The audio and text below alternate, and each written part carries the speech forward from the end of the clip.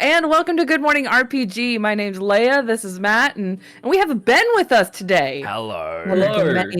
The many Bens we know. Yes, we have the overlay correctly worked today. Yes, and the internet. We'll find out about the internet. I pointed this way for Matt because I'm used to you being over here, and I forgot that you were above. That's fair, but you got Ben though. That works. I do. I did get Ben right. Yeah. Oh wait, no. Yeah. What? Yeah. I pointed whatever your first instinct was, you got it. You got it. You got it. In our Discord call, it looks totally different anyway. So. Hey, chat. Can you just quickly type a bunch of nonsense down there because I had to adjust where your box is. I haven't seen it come through yet.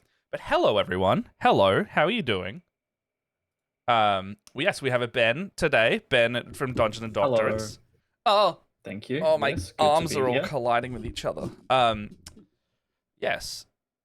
As you could tell, Ben, we're a very put together show, and we very much have a structure in place for everything we do. We are very scripted, and not at all flying by the seat of our pants. Oh no, like the great thing about podcasting is you can edit. Oh yeah, we don't get to edit, so we just lean into it. Yeah, exactly. I mean, live shows are way scarier, and it takes me back to when I had to do like in-person D&D, and like, well, you can't do a second take at this. If you mess it up, you mess it up, and that's just what it is. I've just started steering into the skid for 90% of what I do now, and it just becomes funny instead. And I'm like, comedy is easy if that's all I need to do. That's fine. The serious stuff and the scripted stuff, can't do it. Well, I can do it. I need a lot of practice, and then no. Oh, did we lose? What did we lose? We lost Leia, and now you are upside down. Right. Oh, it's fine now. It's fine. So the funny part... Sorry.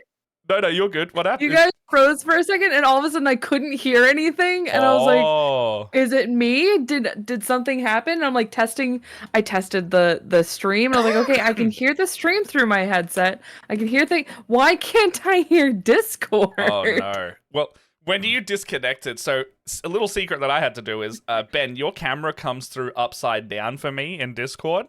So I flipped your camera in OBS, so it's the same way we paint and orientation wise. However, that did mean that when Leia dropped out and your face slotted into your painting camera, you went upside down. Fun.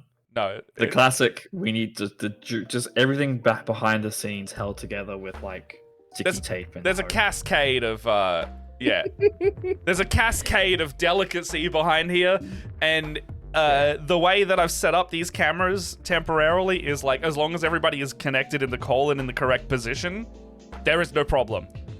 But if you were to drop out, then it's like, and you're like, oh no. I mean, Zoom has the same issues, so it's I mean, I think it's just the digital only issue calls. The only issue we might have is if my overhead camera decides to die. That's fine. I can just turn. I will literally just turn your camera off there, and tell OBS to read your camera in the big box instead. Hello, Jess. That works. Yeah, no, that's actually that's a surprisingly easy fix. Okay. Good to know. Yes. My phone is charged. I'm using behind the scenes, I'm using my phone to do this, and because I don't have a second quality camera to actually get this working. You don't. So nor should you. I'm not really a streamer. I'm not a streamer. You know, I already own these cameras by way of having a film degree, and so you know, I'm 30 grand into debt from the film degree, and then I also bought 2 cameras. So there is, you know, on top of my car loan that I finally paid off, that loan midway through it got extended to buy a camera and then a second camera. So, I mean, surely you could do a bit of a tax write-off. Some of that my freelance career has been a game of making my tax close to as much written off as possible. Don't you worry about that. Yeah, there was a time I did some work for the University of Melbourne as a research assistant, but they brought me on because I knew about D&D. Yeah, and they were doing a project about D&D, and I'm like, oh, well, I'm gonna buy Mordekainen's whatever it is, like, and then have it as a research material. Because it was. So, due to the obscene amount of minis and Warhammer and all these things I buy, I actually have to pick and choose now which minis I'm claiming for DM for hire. Because if I was simply to claim all of my Warhammer, that would be sus. Yeah, I mean, well, you have to use them for your job at least a percentage of time. Yeah, so which is great to buy vampire count stuff like Soulblight, because they're all a bunch of zombies and skeletons. I can use those for D&D. Well, you know, now I'm priming and slap chopping these. So okay, what I'm doing today is I'm slap chop prepping a bunch of stuff because Jess and I are going to stream on Monday, and we're going to do a little in-person one. Hello, some Jen. And these little demon minis, I posted them in the Discord in the Artsy Stuff channel. If anyone would like to see them, I have been basing and making those flesh hounds way back from the Pride Marines, the Destiny diorama I did. Didn't end up using the dogs, but they are demon dog minis, and I need demon dog minis or like more demonic influence creatures for my filming next week. So, oh no, this could be a problem. Matt's the one with all the technology. Yeah. If Matt goes, we're all done. It's doing the thing, apparently. Yeah, it's doing the thing. It's doing the thing. Hello. My internet is not fixed. Okay. But there was a moment where you disappeared, and Leah and I looked at each other like, oh no, if he dies, this is it for the rest of us, because you're the one with the technology. This is what was happening last week. So I guess this is what happens now in the stream. So, I have the demon dogs that I need for next week, and so I'm gonna paint those up. And I've been basing them up with like all of these spare bits. So I put an utter shitload of skulls on them, and just like weapons and stuff. And we're gonna make them all rusty and gross and fuck them up. And then what I'm painting today is this horrible thing that Ben gave me at PAX. This utter fucking nightmare of a miniature. It's an upside down demon head thing. I think it's a cacodemon we were talking about. Yeah, it's cacodemon. It's awful. There's a little guy screaming in the back of it. This model is thanks I hate it. Yeah. It's disgusting. I don't like it. It's the kind of thing that you like, because he's like back there. Like the demon obviously has come out from him. Yeah. But the idea of like you put that on the table and the players go, "What the hell is this?" Yeah, I'm looking forward to that. I don't like it. Well, I'm probably going to use it. So we're filming the second half of Chapter 5 for D&D next week, and I'm probably going to put this on the table because it's fucked and horrible. Just in short, it is fucked and horrible. And there's going to be a moment where I do that. It's the kind of thing that players look at it and go, I don't like that. I don't know what it is. I have no idea what it is, but I don't like it. We are targeting that. Especially if you put one of them down. Yeah. Like, this party's like level 12 or 13 at this point. If you put one of those down, that's a deal. That's not a horde enemy. Yeah. I always struggle whenever I have like an entire party against one boss enemy, because action economy is so in favor of players. It's really hard to balance those fights. I mean, legendary actions help. Legendary actions are a huge for older editions. It's like its AoE attacks are really high single target damage. It's a hard one to do. Yeah. You need monsters with like big AoEs that are gonna affect a bunch of people.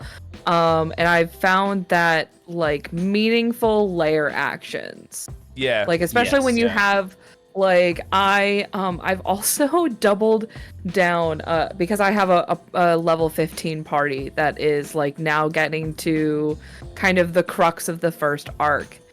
And they had to fight a red dragon, and I was like, you wanna know what? We're going to take a page out of the Souls games, and we're going to go with phases. You beat the monster the first time. I'm going to make it come back worse. Damage gating is how a lot of video games do it.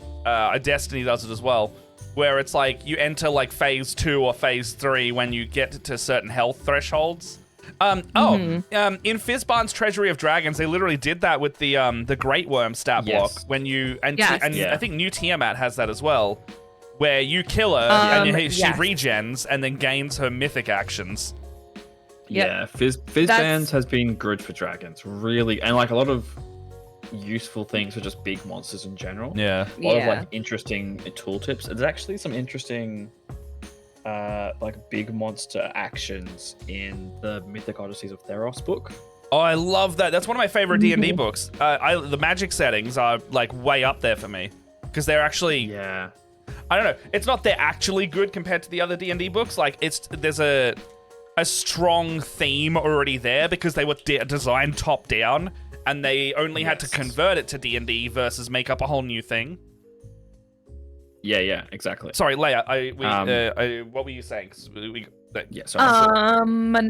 Oh, I was just gonna add, like, yeah, that's the Great Worm is exactly, basically what I did is when the first time I implemented this is I had them fight a red dragon, and they took her down to 0 hit points. I also had this really cool lair that I made for her. She was like in an underground temple that was like at the heart of a volcano. Yeah. So she falls underneath the magma. I give them like a couple of minutes to like, oh crap, like chug some healing potions. Okay, what do we need to do next? You give them a round, yeah. By the way, I give them like a second to like take a breather. And I was like, oh, by the way, one of my favorite the magma is rising. One of my and I made the Great Worm come out. The Great Worm has 2 rounds, so it's just like, so okay. So if anybody's in my Tyranny of Dragons, because I am running a advanced Tyranny of Dragons game, and they're about to come up to Tiamat the next couple of days. So if you're in my D&D game, any one of you, you better get out of here right now. I don't think anybody is, but so here's the thing.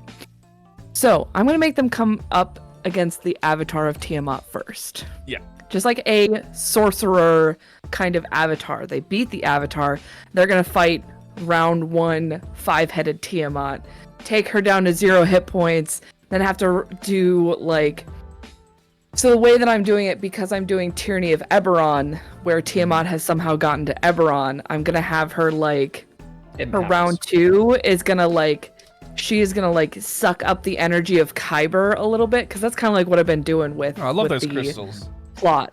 It's like she is feeding off the dragon Kyber to like gain more power. So I think my third round is gonna be like juiced up Tiamat. It's gonna be great. Oh, also, some gen Royd Tiamat. Some gen redeemed a compliments already. I see that. I will.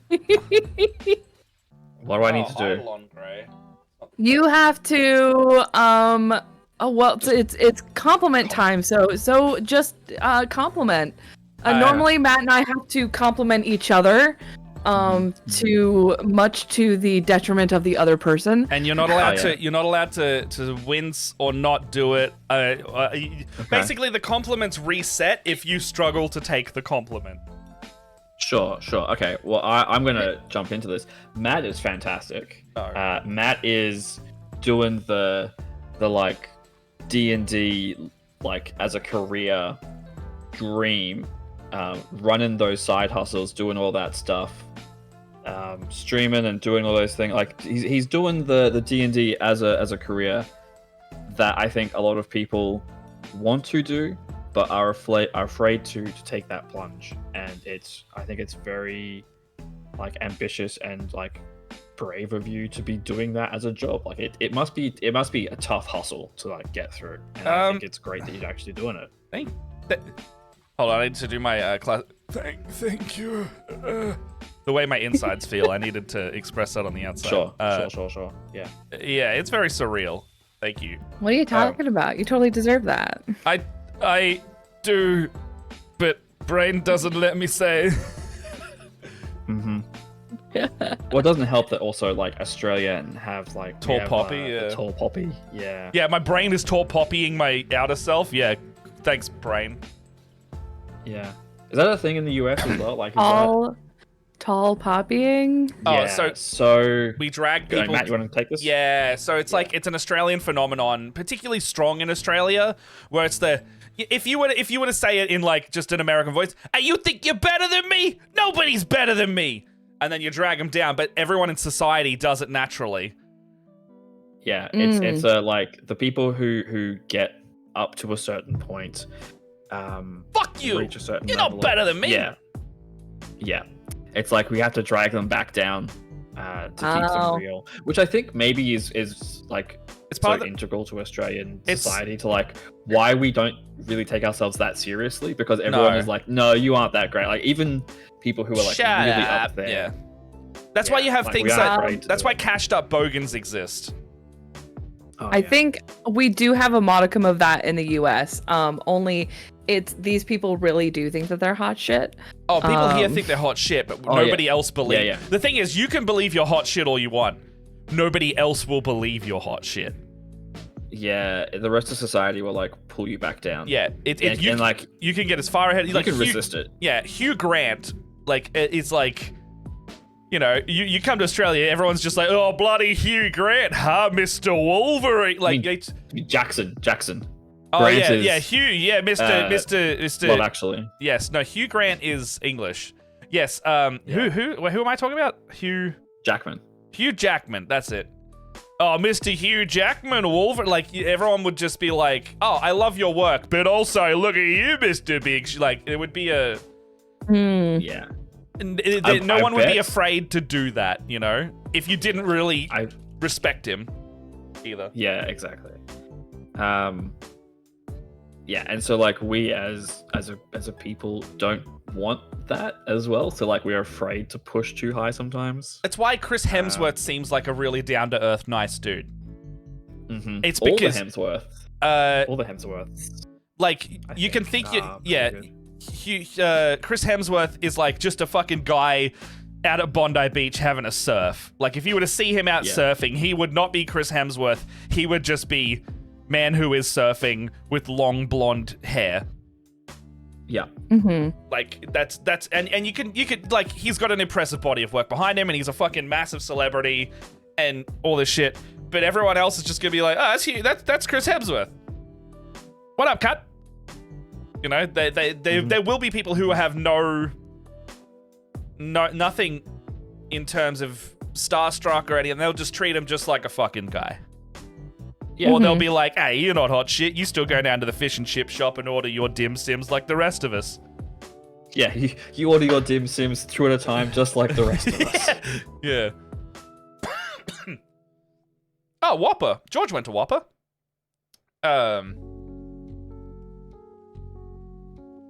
His musical is all about himself. He was in a Rick and Morty episode recently, and they took the piss out of him quite well, actually. Hugh Jackman. Yeah. He was a drug addict, but he played himself. Yeah. Good. Like, anyone who can take that on themselves is good generally. I think anyone who can laugh at themselves is a good-natured person. Yeah, for sure. They don't take himself too seriously, like. Yeah, exactly. Which is why it's so easy to make fun of fucking Kanye. I was just thinking about fish sticks. Oh yeah, South Park episode. Yeah.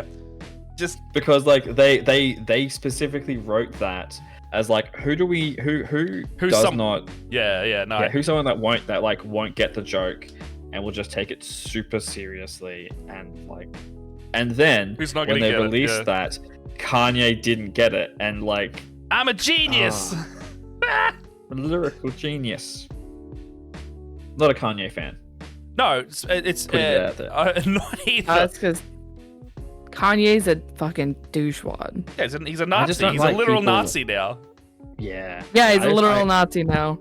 I don't like people who are willfully ignorant, and the fact that for a while there he described himself as an avid anti-reader, like he specifically didn't read and was proud of it. I was like, I don't like that. Yeah, well, look, anything he's done in any kind of like the last 5 years outweighs any of the music that was good. Yeah, a lot of what he does, I think. I also saw that. You can look at as like, someone needs to do a mental health check on Kanye. I think they consistently do, but he's pretty far gone at this point. Like, you know, you can do your mental health checks all you want, but the second you keep choosing to go back onto things like QAnon and all that, there's a modicum of like, you gotta actively also make steps yourself. Make better choices, Kanye. is what we're saying. Or just fade into non-existence. I would like that one instead. Also good. I would like that. I would like to not have to think about Kanye going on places in like in a January 6th garb to then say horrible things on live television, you know? Ugh. I would like to sit in Australia and not have to hear about that. I would like to not have American celebrities do stupid shit and I be forced from another country to watch it. I think that's my bare minimum that I would like. Unfortunately, I think you're stuck with it for a while because the idiots just keep coming out of the friggin' out of the woodwork. I want more videos. That is that guy that the police pull over and he's clearly drunk and crashed his car, and they go, "What are you doing, mate?" And he goes, "Sir, what are you doing on the side of the road here? You crashed your car?" He's like, "No, I'm just waiting for a mate." Yeah. I want more. I want. Waiting for him. He's not, and his car clearly doesn't work anymore, and he's just waiting for a mate. He's just waiting for a mate. Or the Democracy Manifest Chinese meal guy. That's also a very that's a pretty funny one. Have you seen that one, Leia? I have not. Oh, it is okay. So this is a piece of peak Brisbane comedy. Historical comedy. It doesn't exist anywhere else. I don't know if it even reached other parts of Australia. It is. I found shirts of it now though. Like I watched an American YouTuber with the succulent Chinese meal shirt on. Oh yeah. I mean, I recently saw it. You wouldn't download a succulent Chinese meal. Oh fuck, that's good. Yeah. Leia, I'm gonna put it on my vert cam. Yeah, so it's good. It's. Ooh. I'm gonna link it to you, Leia. I'm just gonna link it to you. Anyone who wants to see anyone who hasn't seen the succulent Chinese meal, it's going in the live chats in the Discord. It's a guy who the story behind that is also wild. The fact that because it's this guy who he's being arrested. Yes. For it's unclear in the video. The rumors were that he was connected with some kind of crime group, but it was possibly he was being wrongfully arrested. Oh, you got it working? I got it working. I'm gonna put it on the. I'm just gonna put it inside the overlay for anyone, but you guys won't be able to hear it, so feel free to click your links. However, I'll It's the fact he delivers these lines with such Shakespearean dignity. Yeah, you're so right. Okay. Desktop audio. Okay, here you go. I'm gonna play it now, Leia, if you're watching it. Alright, and here we go. Alright. I'm gonna watch it. This is peak Australian. You just assured me that I could speak. Sit down inside the car. We're not assuring anything. We're under arrest. Look, I'm under what? Oh my god. Gentlemen, this is Democracy Manifest. Have a look at the headlock here. See that chap over there? Get your hand off my penis! This is the bloke who got me on the penis before. Get some cups. Why did you do this to me? Hop in the car. Get some cups. For what reason? What is the charge? Eating a meal? A succulent Chinese meal? Oh, that's a nice headlock, sir. Oh, yes. I see that you know your judo well. Good one. And you, sir, are you waiting to receive my limp penis? How dare get your hands off me. Oh, we've only got one cup. Ta-ta and farewell. Oh my god. One cup, look. Like, what the fuck?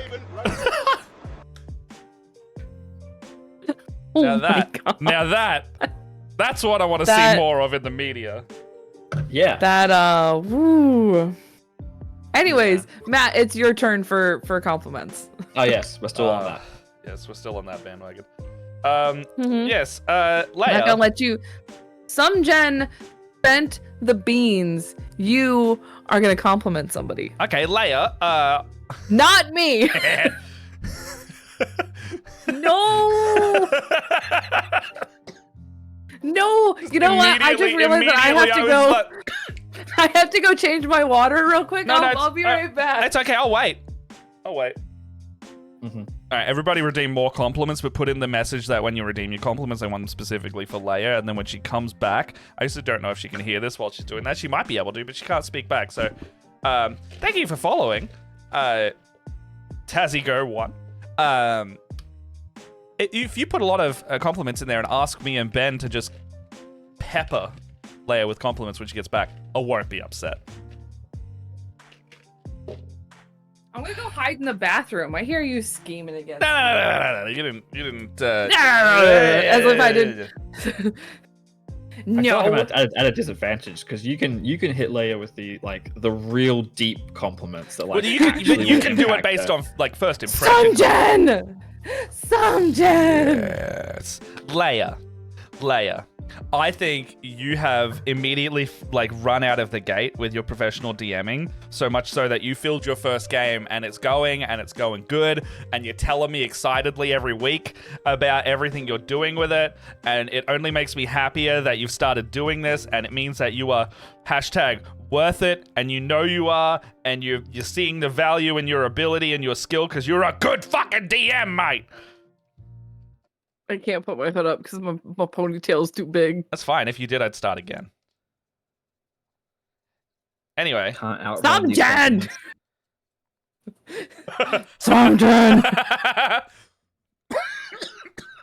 Oh, jeez. They don't stop coming, and they don't stop coming, and they don't stop coming, and they don't stop. Back to the rules. What rules? Anyway, Ben, your turn. I've done one already. I think Leah has to do. Oh, Leia's got to do one. No, I already did mine. No, you didn't. Hang on. No, you didn't. I don't think that's true. Play it back. I don't think that's accurate. Play the tapes. Play the tapes. No.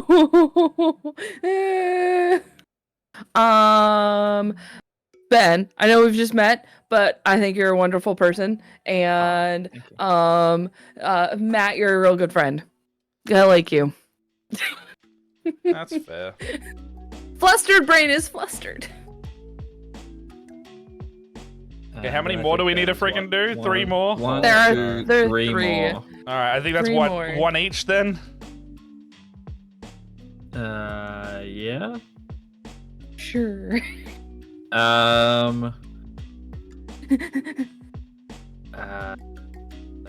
got to do ones for people that we haven't done one before, I guess. Yeah. Okay. Oh shit.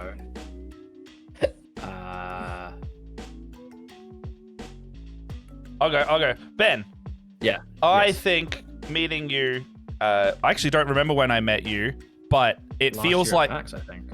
Was it only last year at PAX? Okay, so there you go. It feels like it's been longer because you've been such a delight to be around and in and to know since we did meet each other. Going on your show was fun. You're a great DM, and I love seeing what you do in and around the space. Oh, thank you. Yeah. Ooh, Samjen is reminding us that our last ones are self-compliments. Fuck. Oh, okay. That's me. That's hard to do. All right. Yeah, they're relentless. Thank you, Samjen. They're relentless here.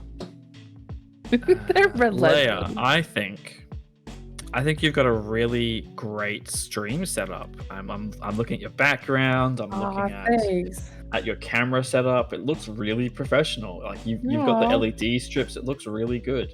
I do see a bunch of unpainted minis behind you, maybe, but that's just life. All of mine are out of shot, so that's on me.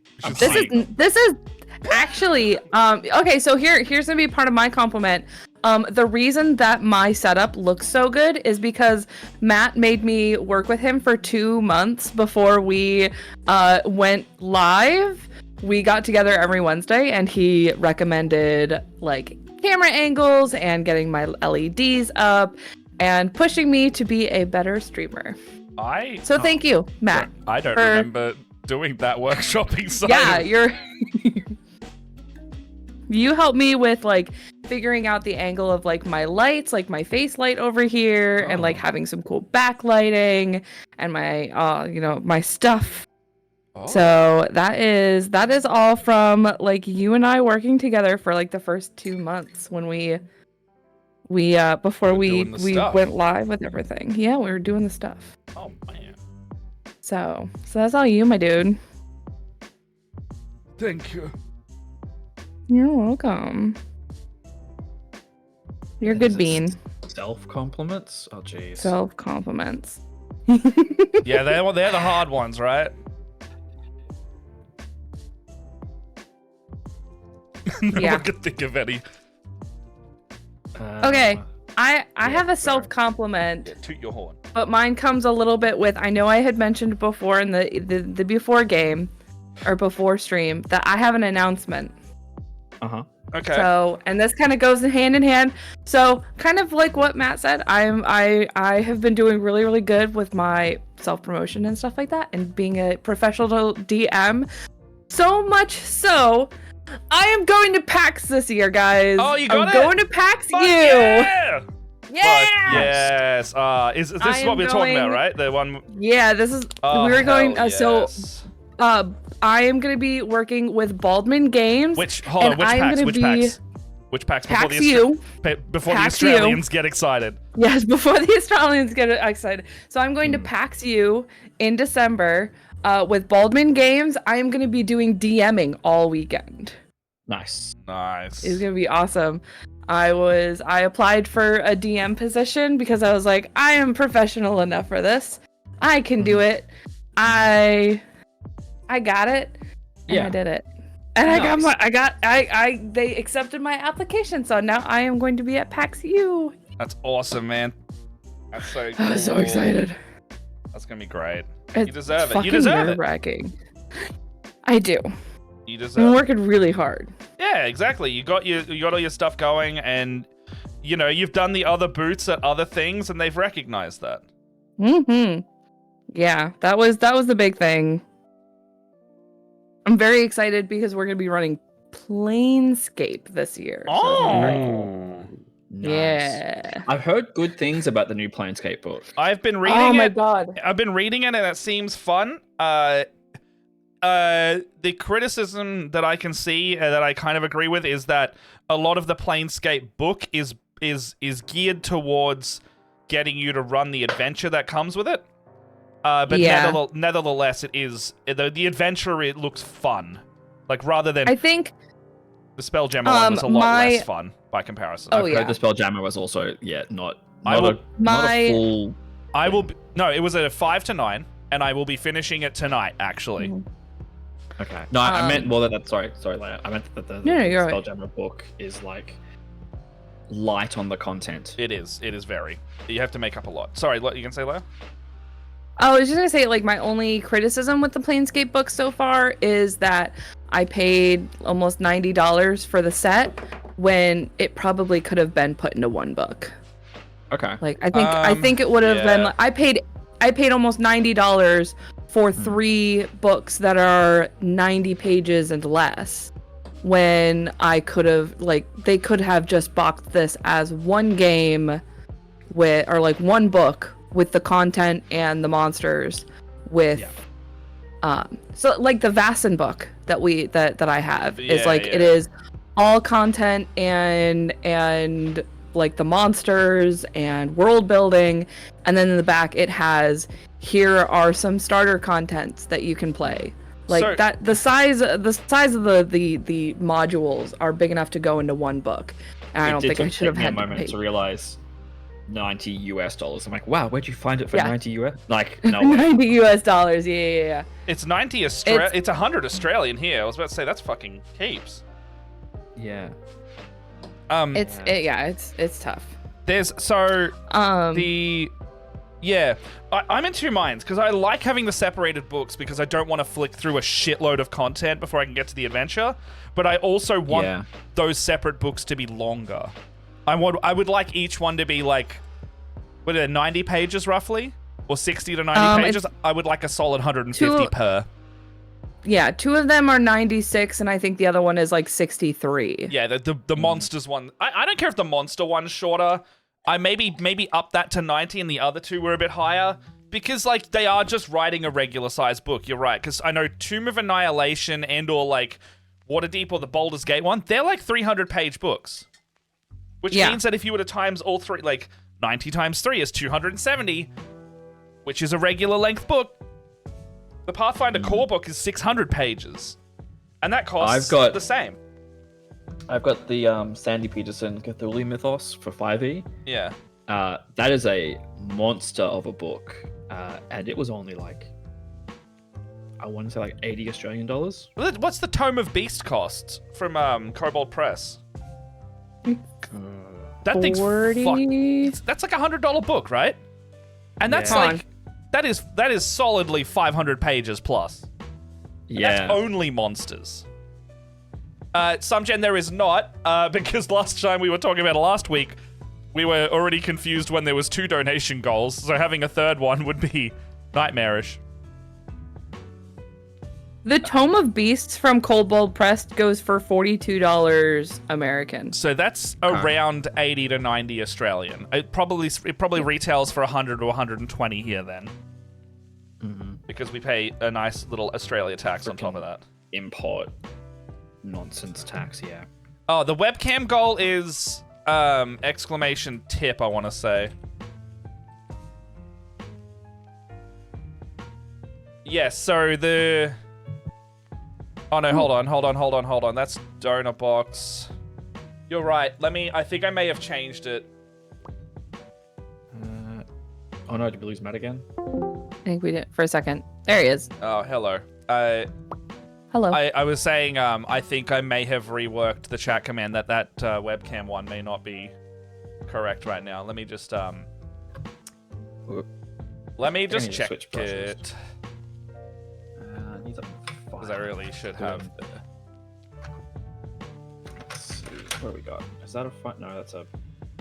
See, some gen says, since I dish out the compliment redeems but never give them out myself, I love this stream. It has become one of my favorite times of the week to listen to you chat, paint, and chill, and I look forward to each week. You guys are awesome. Thank you. Oh, some gen. Does that one? Where's that linked to? Hang on, do Matt and I get out of doing the self? We haven't done our self compliment yet. I'm doing good stuff, trying to rework things so people can do and say thank yous, and I have a lot of tech issues going on apparently. So I'm proud of myself for persevering through whatever nonsense that I have to do sometimes, and is that good enough as a compliment? I'd say that'll work. Okay, sweet. I'm gonna go back to doing this.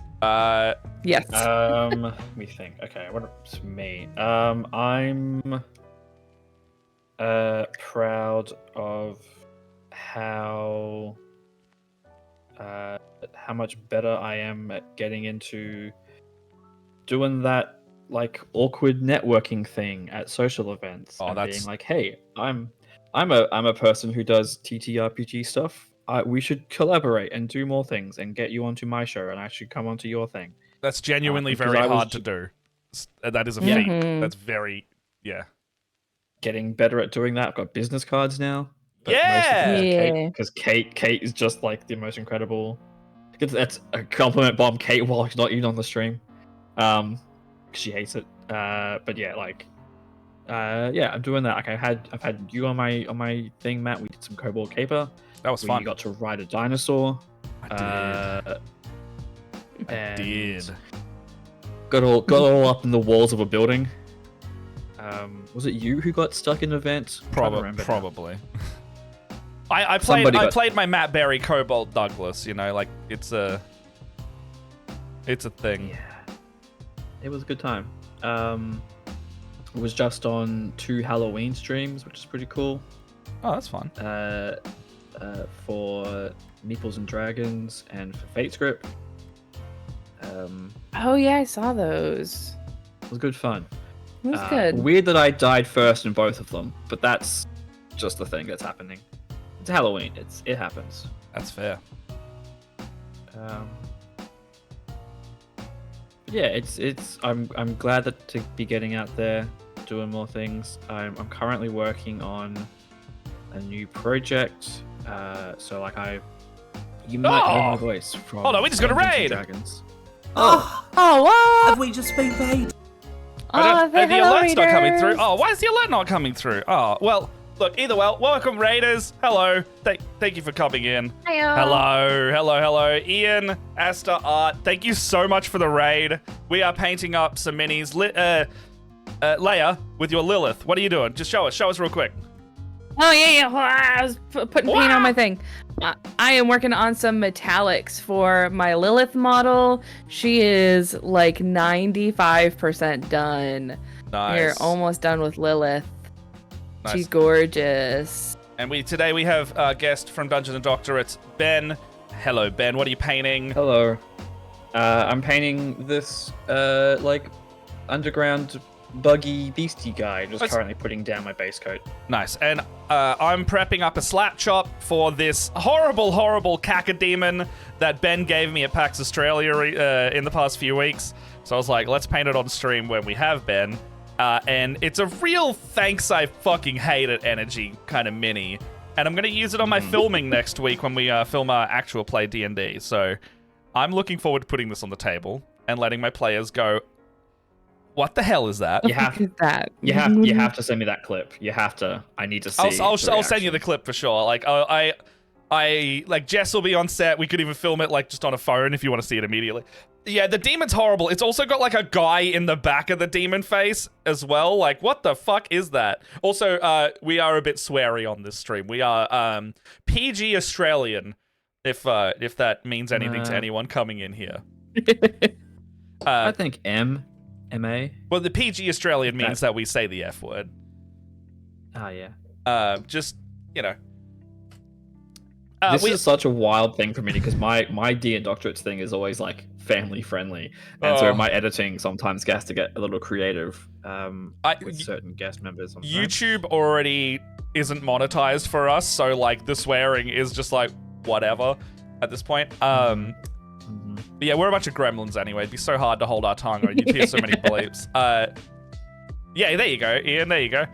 So yeah, we're Split the Party. We do lots of stuff. We're doing a oh no, ads. All right, let's go to Coles real quick. No, I can't go to Coles. Ben's not in Coles with us. So look, there's some ads here. Ben won't go to Coles with us. Yeah, I got that Coles scene. Remember? I know. I just think this funny. He's like, oh, we can't take Ben to Coles with us. To Coles with us because Sorry, Ben. We have to leave you behind. Do you want anything from Coles? Yeah, I'd love a snack. A little snack. I haven't switched over the scene, but I do have some Milliput near me if you want it. If you want some Milliput. Ooh. Yeah. I've got some green stuff nearby. We were talking earlier. Anyway, when they come back, I'll do like a little channel spruik. But when we were talking about like, oh, we just gotten minis near me, the amount of minis on my desk has gotten out of control because I keep trying to paint more and more different ones. To the point where I've got like all the Tyranids over there that need to be Pokemon'd. I've got my Kill Team starter set and my Kroot Kill Team on a tray that I needed to move from the board game shelf. I treated myself last week and I really like the Jump Pack Space Marines. Like I think they're like some of the only Space Marines I actually dig. And I bought myself a set of them because treat yourself. I just had COVID and I want to feel serotonin. I remember, because we had a chat like just as you were getting COVID as well. Yes. Remember? Yes. Right at the onset, yeah. Yes, that took 13 days. Out of that. 13 days of COVID there. But the worst Christmas alternative, Carol. Like the 13 days of COVID. Yeah. On the first day of COVID. Yeah. My body did to me, sleeping all day. Ouchie. Oh, everybody's back. Or is there ads for you guys? If not, no. Let me know. Although I pay the channel money, so yeah, that's fair. People who are subbed get to listen to us as we chat nonsense. We idly chat while the stuff is going on. Spruik, Matt. Spruik. Well, yeah. Welcome to Split the Party. We're a little group of Australians and Americans because Leia is over in the US. Still the part one token American. Yeah, you're our token American. Yeah, we got some Australians, we got some Americans. We make D&D actual play content. You've run into our weekly painting stream with Matt and Leia called Good Morning RPG. We paint minis and do a bunch of nonsense, really. We have guests like the wonderful Ben and the wonderful other Australians and whoever wants to come on. We love meeting people and seeing friends. You Americans get into everything. You do. We were just ranting about how your news cycle comes into our country and just makes us have to look at it. We don't like it. Hi, look. You want to know what? If I didn't have to look at it, I wouldn't either. No, that's fair. I don't think a lot of you would, but the billionaires want you to and want you to tape your eyes open. If I could just move to another country and forget America exists, I fucking would. Come to Australia. So TTRPG content. Next week we are starting on my birthday on Tuesday. We're actually starting a brand new series of Teens in Space, if you know the RPG, based on kids on bikes. It's an alternate, version of the same game where you're a bunch of teenagers in space and we do world building live on the stream, and then those world building things get implemented into the game immediately, except this one is not a one shot and is actually a 6-part campaign with wonderful people in the Australian community like Dragon Kier and NVCDM and Talera and D20 and LEB and G of D. All of the people. That's awesome. All of the people who are in our Jaspers game doing the Teens in Space game that I ran. Those people. We're all gonna be starting that at 9 p.m. Australian Eastern Daylight Time, which is quite early in the American time zone. But we finish around midnight, so I don't know what that is for you, Leia. But Australian Eastern Daylight Time, 9 p.m. 8 o'clock in the morning. It'll be different because we're gonna experience daylight savings next week, so it might it'll actually be earlier for you guys. It might be earlier for me. I don't know. We get like 2 hours. We get another hour further away. It'll be one of those. Either way, type in Australian Eastern Daylight Time, and that's when it'll be. And we will also be putting the video on demands on our streaming channel pretty soon after. Like before the next episode comes out on streaming, we will be putting up the episode onto our main YouTube channel. So just if you see up in the chat, we got our YouTube and all our links up there. That's where it'll be. Oh, you didn't see Hydrate? Look at this. Oh, Cool. Hydrate or Die Straight? Gotta make sure it's not the paint water. Speaking of Leia, I ordered the mug. Hey. I ordered the mug. You ordered the mug. So that says paint. Yeah, during my COVID delirium, I set up an entire merch store in a day because ADHD does wild things and you're bored.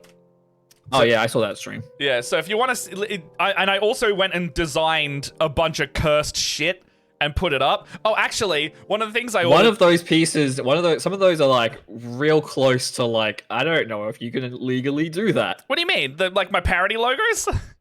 Yeah. Look, they're parody. And if they come after me, I will simply just take them down and I will give them out for free instead. I ordered the sticker sheet and it arrived, if you can see that on stream now. So I've got like the, 2 different kinds of Grand Theft Auto looking one. Sorry, these are the, I called them legally safe names as well. So this one is, Divida El Partido, which is the bell one. This one is, I've forgotten the name. This one here is called Salty Seamen or Pirate King. This one's called Wyvern Orb. This one is called Intuitive Sky Apps. What else we got here? Intuitive Sky Apps. Yeah, I mean, they are Intuitive Sky Apps. I know. Feel like you saying these names. I can feel the COVID delirium. Like it's giving me like flashbacks when I had COVID. What else have I got? I cleared all the emote art as well, so we're gonna get emote buttons and pins and stickers as well of like the ones we made. I can't wait. There's also Big Borrowed Vehicle, which is these top 2 up here. Big Borrowed Vehicle. There's one that's actually not on this sheet because it's it's called Spicy House. And if you know on that one. Actually, the salty C one is actually called Splitty D Party. If you like that, reference, yeah. Nice. But yeah, You're just wonderfully unhinged. I like being the way I am. Yeah. I like being the way I am. Good, don't change it. Yes. So yeah, this sticker sheet's up on the store. There's also another couple other stickers, and you can order like just singles of the stickers in a much bigger format. But yeah, I did that. I made shirts. I made like mugs. I ordered a mug recently. I ordered my DMing shirt. Hopefully it'll arrive. All I did when I had COVID was sleep and take care of my husband. See, I was just really tired and I couldn't taste things. That's kind of all that happened to me. But I also had like what I felt like was really bad allergies, but I already know how to cope with that. So it was clearly being COVID sick, but it just felt like my nose was stuffed up, my sinuses kind of hurt a little bit, and that part of it was as familiar. That was like I already have to deal with that and still do work. So that I could push through that, and you know, I don't know if that's everyone's cup of tea for that, but I sure did do that. The back end though is I get tired easily, which I don't like. Yeah, I got some of that exhaustion after doing things. Yeah, I had a rough COVID experience because it was just after New Year's, and it was it New Year's Day? Maybe it was New Year's Day. I think it was like either New Year's Day or the day after New Year's Day. And I woke up and I felt real scratchy. I was like, this doesn't feel good in my throat. I need to do a rapid test. Did a rapid test. Immediate positive. Like, I've never seen it show up so quickly. Dude, that's what mine was like. Mine was like, hey, I hope you like not having to put a timer on to know if you've got COVID, because the line is red, instant, and very thick. Yeah. Yeah. And then it was like, okay, I need to go. Because at this point it was like, okay, you also need to go get a PCR test. And I'm like, okay, well, we're gonna go through a drive-through and get one of those. But this was, again, public holiday after New Year's Day. Oh, everyone's gonna be doing that. So like, nothing is open. Yeah. And so like, I drove around looking for a place. Went to the local hospital trying to get to their drive-through place, and they were like, "No, sorry, we're full." Yeah, they would be. Go somewhere else. So I drove around, looked online, found a place that was going to open in like 4 hours. So got in line in the car, and there was already a huge line for one that didn't open for 4 hours. Oh my god! And then had to like survive in my car in line for 4 hours, and I hadn't planned to be in my car for 6 hours at this point. Yeah. And so I did not have enough water, didn't have enough painkillers, and so that would have been like the longest driving 6 hours home. of your life. Driving home, 6 hours of COVID onset with not enough water, not enough food, not enough meds, driving. It felt like every like brain cell in like was firing all at once to just keep myself on the road and get home. I really shouldn't have been driving. Like, I got home and just passed out. It was not a good time. It also really messed with my Christmas family holiday, because I was home visiting family up in Brisbane. Oh. Just a side note real quick. Samjet, I looked into the thing with that webcam, and it looks like I need to reconfigure it properly. So any of the others will go to the same PayPal. It just won't put the bar up, unfortunately. So what I'm going to do, I'm going to put the Ko-fi alert bar there instead and unenable the tip goal. And that way, at least we can see one that will go up. And I will change the Ko-fi one over to... I'll just change the Ko-fi one over to the same thing. It's remarkable how quickly putting paint onto a formerly just like grey Mini instantly brings it to life. Ooh, yeah, that is a mood. Remember when I s- had slap down go some ahead. quick colors. Yeah, slap down some quick colors. Then you start like picking out some details, and you're like, oh, this is not a gray piece of plastic. This is a little guy. Mm-hmm. Yeah, I learned that really quick when I started working on this Lilith, and I was like, okay, I have to do her face off stream because eyes are so important to me. That is like my cornerstone. That is the thing that I like to think that I am really good at is eyes. And once I finished her face, I was like, this is fucking uncanny, and it is eerie to stare at this like like, okay, I might need to burn my house down now. Because I don't think my camera's good enough, but my mini doesn't have eyes. It's a little bug guy, but like a blind underground bug guy, which is great. Don't have to paint eyes if it doesn't have any. I painted these pauldrons and I thought I really liked them, but I found out that this like goldy silver I painted them is not the right tone. So are you matching it to an image? Yep, I'm using some concept art from Blizzard to get my colors matched. That's why like I thought it was really interesting. I was looking at a lot of like cosplays, and there are a lot of cosplays that have Lilith in like blacks and grays.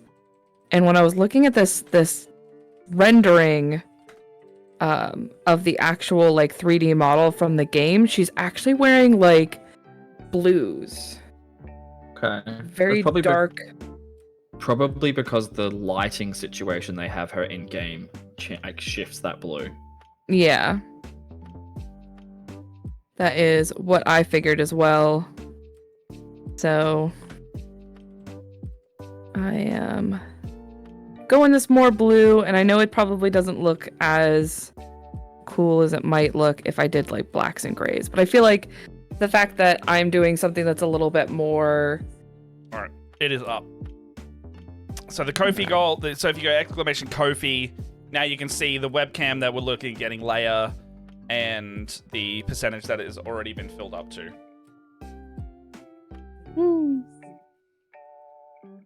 Does that work? Yes, and now I need to change these stream elements.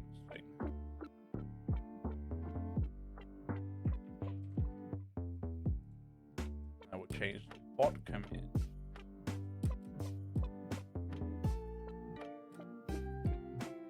Have I told you, Matt, that I'm currently working on a new TTRPG story thing? No. Like a non-DN Doctorates thing? Oh, what are you doing? I'm stretching my creative muscles and stepping into some science fiction. Hey. I'm a big science fiction fan. Like I probably more than fantasy actually. Like I am really into sci-fi. But I wanted to do a D&D thing first because obviously that was the gateway for a lot of people, and it was a good way to play D&D with friends. But I have since really kind of fallen in love with Mothership as a system. It is such a good like sci-fi horror fun system, and it's so easy to pick up and teach people. That sounds great. Oh, I think my phone just died. Yeah, it did. All right. Let me just... No overhead camera for me. That's all right. Let's flip your... I'm just going to turn your other one over, and then I'm going to flip over the one that you're on. That's okay. My painting was not particularly interesting to watch anyway. It was. Whoop, nope, that's just... It always is. But I can always show you what I'm working on here. Yeah, just do that. Guy. And I'm just going to... Look at that beautiful face. Yeah, look at that guy. Aw, he's so cute! All right, so I'm going to put you there. And then I'm going to put the... I'm simply just going to turn the other one off. Yeah, so I'm working on that currently. Currently just like practicing with the system more because I've only run 2. I mean, admittedly they were like 3-hour sessions. Yeah. So I've only had like 6 hours with the system. And I just ran the same scenario twice with 2 different groups just to like give it a go, see how it plays. See how it plays. I love it. I'm having lots of fun with it. I need to read more on the actual edition because I've mostly been playing with the beta version of the book, like the but I supported the Kickstarter, so Who did we lose? have access to that. Okay. What else it looks like it was just it's Ben's other account. account. So I'm gonna have to actually rearrange Ben's one a bit more now. Oh no! It's because there's not 6 in I'm there. sorry. That's all right. It's because there's not 6 in there anymore that I Oh no! What have I done? I've just got that big So I'm current. Oh, it's just big me, but it's not just quite. a big Hello. Ben. There you go. There we go. No, it's all right. I fixed it. So I'm working on that. Obviously I need to do like branding and stuff for it as well because it doesn't fit in my current channel. Because sci-fi horror doesn't really work in a podcast about people trying to get degrees at a fantasy university. Also, you still the could genre. I could. But the genre also is not going to be family friendly. That's fair. Just sci-fi horror in general. But I've got a name for it, which I don't know if I should say yet or if I should make keep it for yourself until you're like. I reckon keep it for yourself until you're ready to start like promoting it. Otherwise, you don't want to jinx it. That's true. Because like I'm happy with it. I've been wanting. I also sorry. I need to get somebody who can speak Latin to make sure I'm pronouncing it correctly. That definitely they'd definitely sit on it just in case. Because I think my Latin, luckily, like Google Translate, actually you can like have it read things to you, which is helpful. And I've looked at my Latin dictionaries, and I think I've got the right words for it, but I don't want to like launch a stream and then be like, what you're saying is totally wrong. What you're saying is potatoes are tasty, not the thing that you wanted. Exactly. But that's a thing I'm working on. Yeah, fun. They're going to be like, I will record the entire story, edit it, and then release it. I'm already doing one weekly show. I don't need another. Yes, as someone who is a chronic overcommitter to those kinds of projects, that's wise. Because plus I can polish it better as well. Like you can actually doing the pre-recorded next week, and then we're launching into fucking a bunch of charity streams the week after, which is gonna be fun. Yep. But it's a whole thing. So I don't know if we've said that on stream yet. During November, Leia and I are going to be running a bunch of charity games with Game on Cancer for Cure Cancer, and we're going to be raising some funds similar to how Jasper's runs. We're going to have you can just influence and donate to fuck up our games effectively, and we're going to be doing that in the back half of November, and we're going to be doing some evening games, some games around this time in our morning slot, and then. I think we've got a $2,000 goal. We can alter it if we need to, but I figure like we'll shoot for the stars and go for like a higher goal and see if it works. If not, then whatever we raise will be fine. Like, it's all charity. It's fine. We've got some streamers that are keen to do it. I'm still reaching out to people as well. But yeah, if you're keen to watch some stuff, we've got some kids on bikes. We've got a lot of D&D, and then we're gonna do our regular painting stream, except the painting will be influenced by donations as well. Oh god, so don't paint anything that I care about. Yeah, don't paint anything you care about on those ones. I think there's only like 2 of those. Thanks for telling me that one. I only really thought of it as I was planning that schedule we were talking about the other day. Oh, okay, all right. Yeah, I was like, we should really, if it's donation based, we should let them fuck up our minis. So okay, so I will not bring anything that I super light. Don't start Sisters again, is what I'm hearing. You should do this. Do some Space Marines. Do some weird. Remember when I did the Arizona green tea Space Marine? I don't have any of those Space Marines left, and I'm not gonna buy any more Space Marines. I can see a whole load of minis behind you that could use some funky colors on. That is also true. My partner did just get he's begun the process of starting the 3D printer up again, which means at some point I'm gonna need to start clearing way so I can get those cool shelves for my painted miniatures. If you're gonna have something that the audience can mess with, pick something that if they mess with it, it's fine. Oh, do you want like something from like the Fey realm, maybe, where if it looks totally crazy, it's what? Fey realm. I'm about to grab it. Do you want to see what I did last time? And actually, it worked really well in the end. Yeah. I was gonna say most of the things that are back here are things that are going to be relegated to like NPCs. Just because now that I've got the 3D printer, all of our player games. See, I like that. I think that's super cute. This was a charity. This was a charity model. Everyone chose colors on here, and then I placed them on places, but they said you have to do a turquoisey teal, you have to do pink, you have to do green, and I was like, bet, and I made it work, and it looks really good in the end. Yeah, it does. And then they let me do normal colors for the weapon. Nice. But yeah, this was a charity one where people donated. I think every color on here was a donation. I like that one.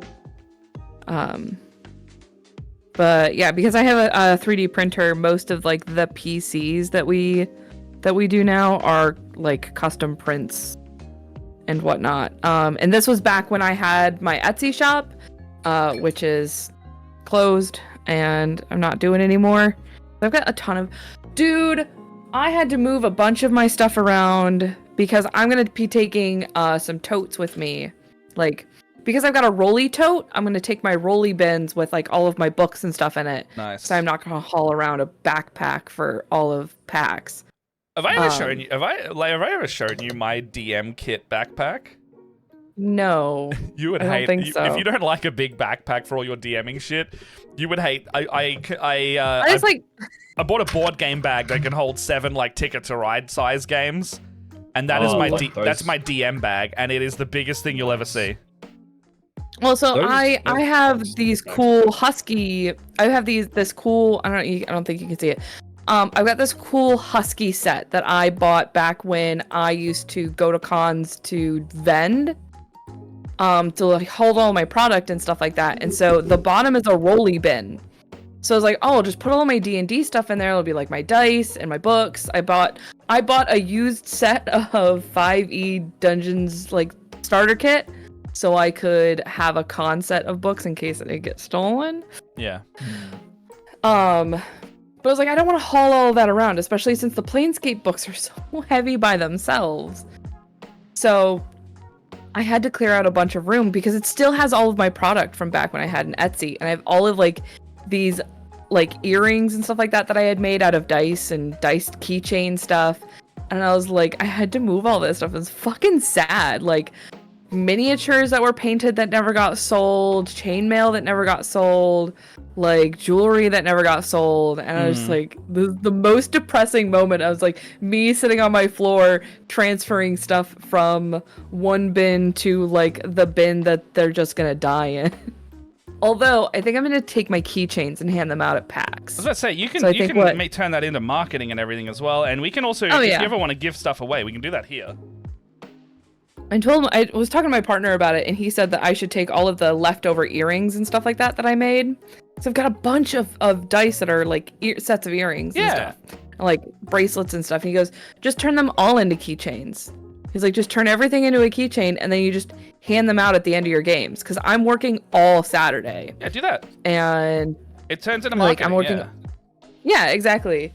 So I figured, like, he's like, do that, and he's like, you got your I've got like stickers and stuff. Yeah. And I'm like, cool, yeah, that's a good idea. I'll just hand everything out. It'll be fine. It's whatever. But it was just sad because it's one of those things where it was like, it was a time. It was like you know. letting a chapter finally close. Yeah, of like, no, okay, I'm not coming back to this. Like, I'm doing the DMing permanently. Like, this is I fucking love this so much. I love being I don't know. Maybe it's because I'm just a baby DM, but I love it so much. Hey, no, I hate how much I love it. I've been doing it. No, you shouldn't hate how much you like it. You wouldn't do it otherwise. Also, yeah, no, as someone who's been doing it 3 or 4 years, like ramping it up every year, you know, the surreal feeling doesn't go away. And like even when you have a bad game, you're just like, no, this is still a good job. This is still a cool thing that I'm doing, and as long as I don't overwork myself, I don't dislike it.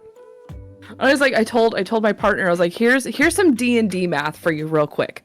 I DM'd 3 games in October, and I took that money and I bought more D&D books. I bought my Planescape books and the used like DMG, Monster Manual, and Player's Handbooks. Yeah. I was like, so that all the money that cost me today to buy all of those books, that was like, that was for free. And he's like, no, it wasn't. You had to pay money. I was like, no, but I DM'd.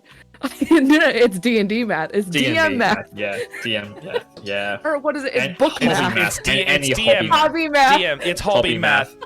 That's what I used to. If I spend $100 on these models, but then it takes me all these hours to paint and build them, and then I play with them, and I have these models forever, they're basically free. Okay, so because so my Spelljammer. Like, so if I buy a D&D book, and as long as I use that D&D book from now until whenever, that's like pennies per page. That book was free. So that's actually what I offered my players for my Spelljammer campaign that we're wrapping up soon. I was like, hey, do you guys want to run like a premium edition of Spelljammer? I'll buy it myself if I up the rate so we can eventually over time cover the cost of the box. And they went, yeah, how long's that going to be? I was like, if you guys pay like $50 extra per session, over like 10 to 15 sessions, that will be paid for. And they were like, they did the math. They're like, that's half a year of game plus then we'll do like, because I said to them, we'll also make a spaceship and we'll do some post-campaign nonsense as well, because they really like the idea of building their one-to-one spaceship out of Lego.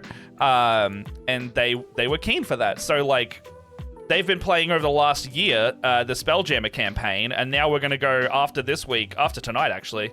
We're going to go off into the into realm space and do whatever we want, up to like level 15 at least. Yeah. They're having a great just time. like it blew my mind. Like I was sitting there, and I was like, oh man, I spent a lot of money on fucking books today. But then I thought about it, and I was like, wait a second. But all of that money I made DMing. All it was like what, 2, 4, 6, 7, 8, like 9 hours of DMing to make the amount of money to buy 6 books.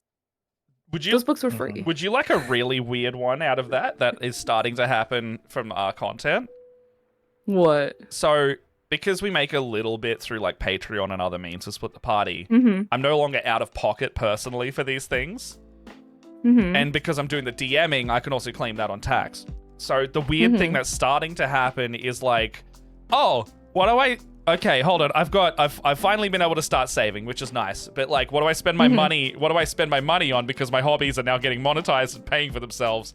So it has resulted in just more Warhammer. Like, entirely has resulted in just more Warhammer and then going on like nice little trips with Jess like on the weekend. Yeah. But it was weird because I was like, the things that I would spend money on now no longer need to have to be spent money on. What? Like, that was the weird factor there where I'm just like, okay, hold on. We're getting support in a different way, and I no longer have to buy lights and cameras. Okay, but you love buying lights and cameras. It's like, yeah, but now I don't need to do that, but I can, oh, fuck. Like, and there's like a weird, like, gear clash with it. Same with D&D gear. Like, when we usually buy our D&D books, either DM for Hire or Split the Party's covering it because we use them. So it's the D&D books are also like Planescape, for example, just then. And so it's weird. Yeah, I mean, I've had I used to have to pay out of pocket for like hosting fees for my podcast. Yeah, see? But like you start selling some merch, people start buying merch, and you're like, oh, wait a minute. I'm covered. I don't have to pay for that myself anymore. I will not lie. Huh. It took like, we've been doing this for like 5 years, and I only just set up a merch store. That was stupid. Set up a merch store quicker. But the problem is, like, I've tried to do it like 3 times, and I didn't know what I wanted as merch, so I couldn't design anything, and I didn't have the money to pay someone to design merch. Like, I would love to get some of these joke concepts done up with an artist, but it's now there's a business decision of, is it worth paying $100 or $200 to get X shirt done, because you're only ever paying that back until the art's paid for, and then you're hoping after that it's supported. Like, it becomes, is it viable? I'm what I'm fighting with now. I am. This is gonna suck to say because I don't like it. I am an okay artist. I'm a reasonably decent artist. So I've like come up with a bunch of designs and like start working through them. The hard part is like deciding that they're finished and like able to go out. Yeah. I mean, at that point, So, you show a work in progress to someone, but don't say it's a work in progress, and then be like, does this need, like, show it to someone as a like. You know, show it to Kate or someone, and then go, what do you reckon? Does this need anything? And if they say, yeah, it could use a little bit of this, like, then, you know. If they can't see anything, you're good. Yeah, exactly. So that's definitely something. That's how we do with minis. Yep, go ahead. Currently just working on some, like, new designs for things. Because we've also, like, in the show, we've had moments where, like, that's a good quote, that should go on a shirt. And so if you're just collecting all these quotes, I'm like, well, I could just take those and put them in a nice font and stick them on a shirt. It depends if you want. Yeah, we've got a quote from season 1 that we put on a glass for a sponsor, and we really like that. But we're like, do we want that? Like, it's such a deep cut reference, and it's like you really need to understand the story. Like, are we going that route, or are we designing stuff that's like a bit more like you don't need to have a reference of an episode to do it? And is this something is it too deep cut? Anyone could get? Like chaotic nerdy, for example. Anyone can get a chaotic nerdy shirt. Yeah. Like, oh yeah, that's just a D&D vague reference thing. Yeah. But it's also a reference that on the show happened. So like,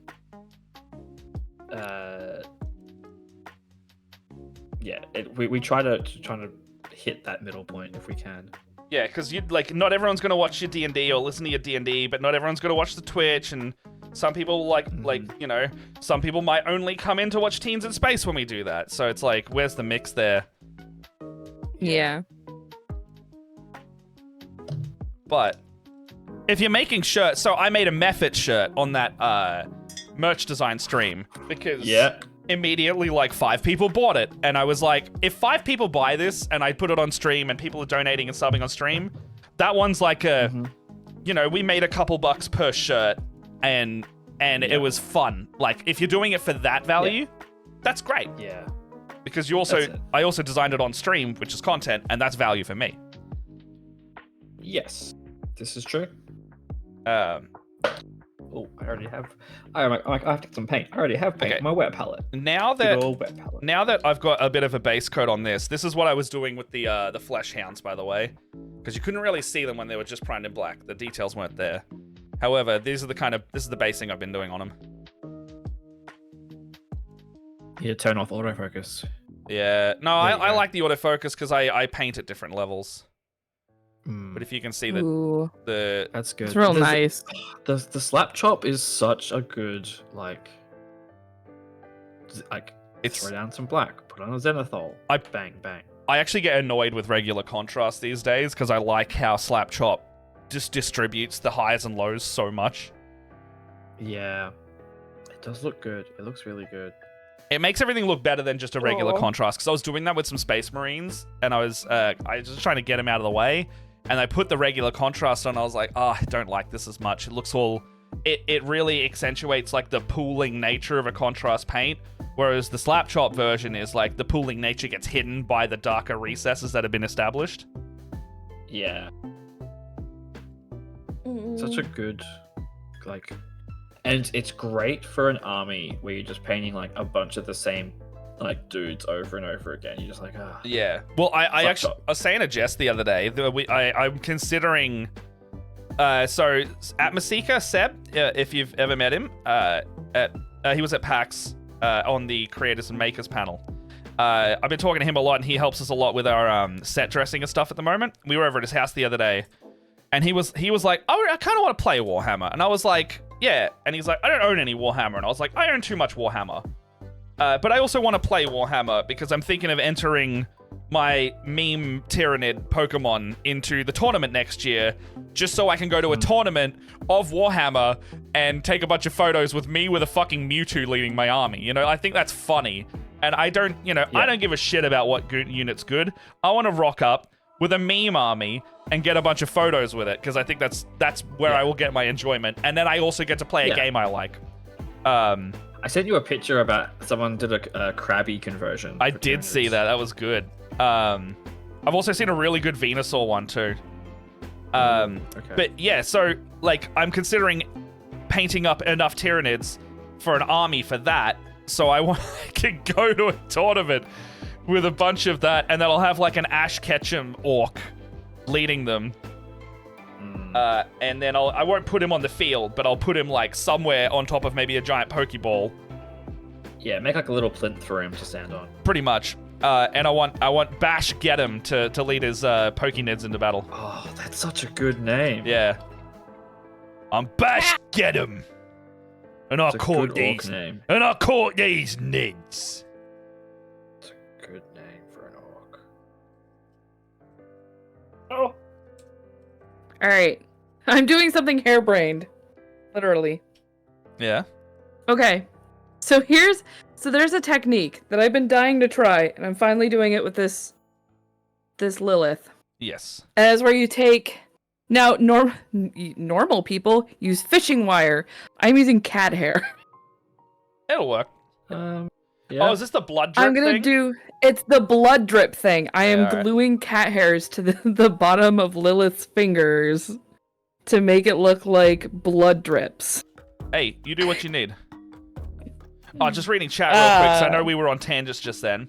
Unless you put a monetary value on your hourly time and then add to that much hammer for before the model costs before you get to play with it. Wait, no, don't think like that. You should be able to love your job as amazing and embrace that for sure. Yeah, absolutely. Yeah. Also, I saw. Hold on.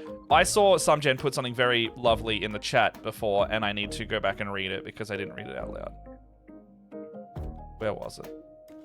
I think it was it the thing about they redeem a lot of. Yeah. I read that. I read that out loud. Oh, okay. As long as somebody did.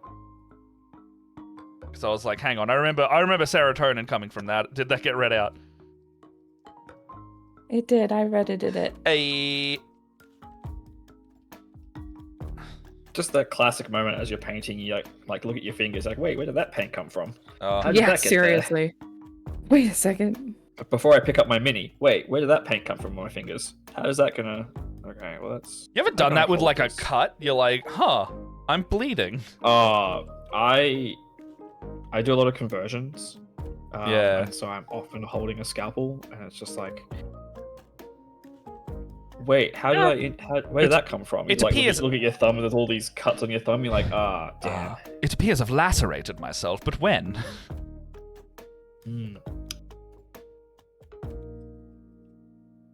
All right. Third guy done. So I'm not painting any of these flesh hounds because I'm saving that for Monday when Leia and I paint these. No, not Leia and I. Jess and I will be painting those ones. I'm not doing anything. No, we're going to do a downstairs stream because Jess has been wanting to come on, but timing doesn't work. Or we couldn't work it out for today because we don't have a 4-person overlay easily.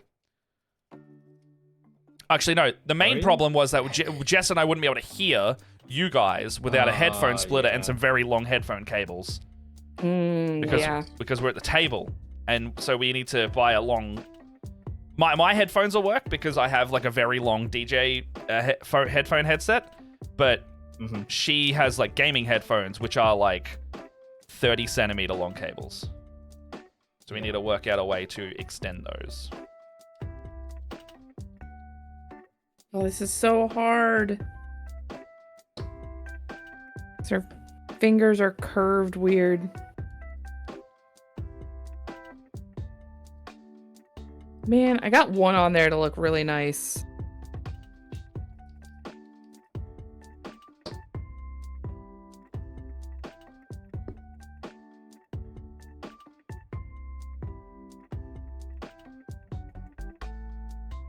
Got it. Just like blood dripping off the hand type thing. Yeah. I'm just like... Ah! Because it's like such a small surface area, I can't get it to stick. Yeah.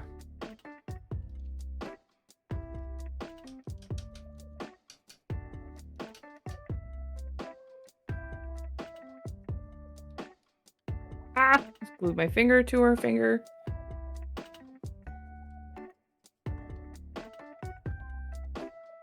The the crafting version of like what's that, the Sistine Chapel, like finger touching, like reaching out towards the creator and the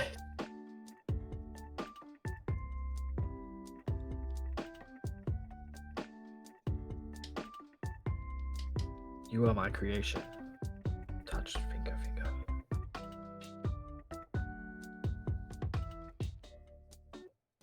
Damn.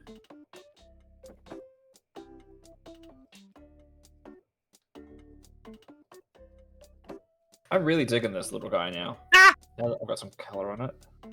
It socks at me. Oh no. Look what you did. I glued my fingers together. Yeah. Goodbye. Kiss! Oh! Kiss! You missed it. I know, I saw it. He's just calling it out. I love calling it out. He does. That's good love. Like a weirdo. Some good love. That's good some love. Good, that's some good love. That's good love right there.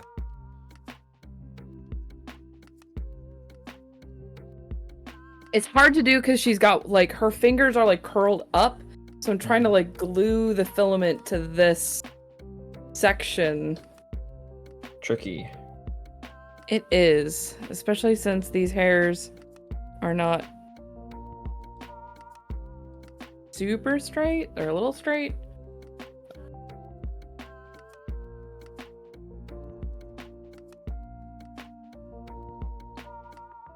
Yes.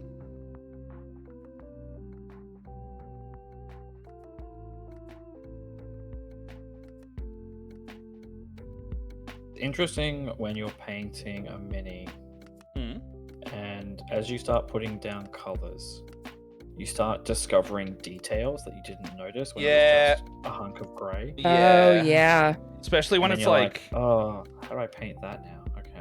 yeah, especially when it's like you primed it in black and they all go invisible for a while. Yes.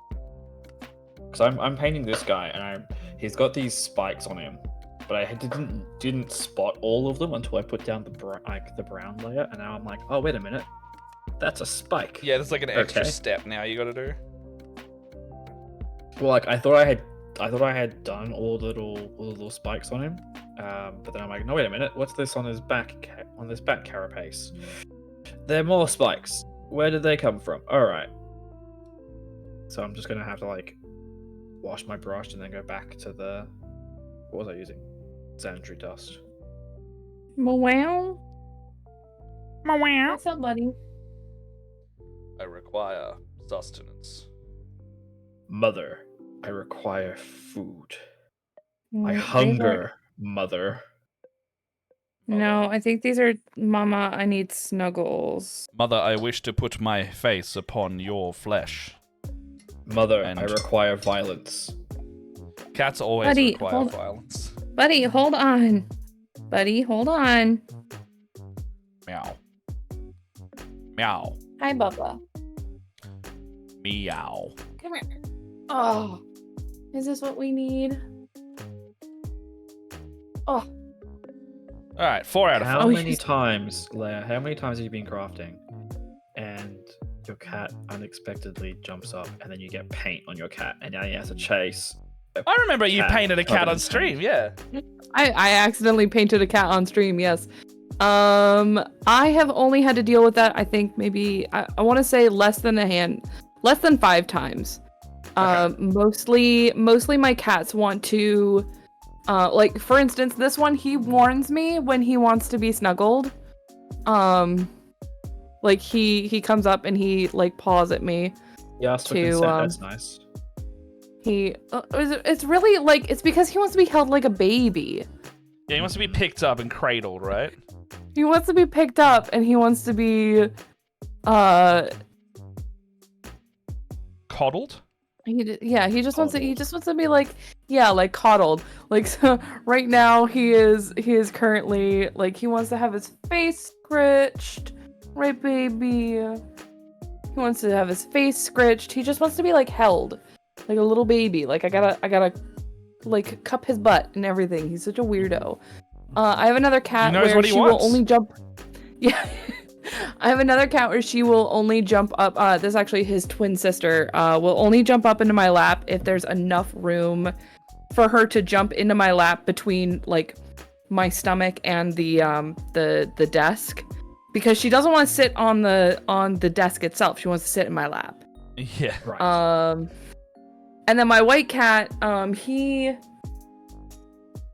he doesn't really like to snuggle when I'm up here, but he did spontaneously jump up on my desk while I was in stream and had a red stomach. Like I had to like leave for like 15 minutes so I could scrub my cat, and he hated it. That was funny. Yeah. It was not funny. That was very funny. It was not funny. It's quite. I traumatized the baby. He'll learn. Learn. Gotta learn. I was about to say, yeah. Evolution is learned behavior. And his evolutionary trait is I don't sit in paint anymore. Because I get wet. It learned. He hasn't come up here since. There you go. Yeah. There you go. Because he learns. He goes up there and he gets scrubbed. And he doesn't like getting scrubbed, so. I learned him good. Memory negative. Why? Oh, I got wet. Yeah. Did not enjoy that. Why didn't I? Oh, that's right. Because mother bathed me if I did this.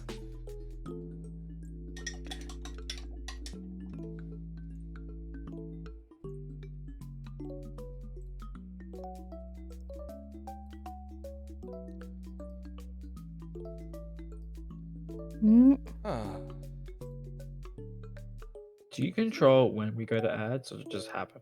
Kind of just happens because I let it choose. I probably shouldn't, but oh well. It's a thing I don't have to think about if I do it this way. It was weird when I got like mail, like money from Twitch. I'm like, wait, what? Hang on. I love getting money from Twitch. it's rare, but I do. Not even like it's like, oh, because you did content and we had ads, and so therefore you get paid. And I was like, wait, that actually happened? Oh my god. Yeah. It's like but the threshold for the payout's like I think $50 usually. Yeah.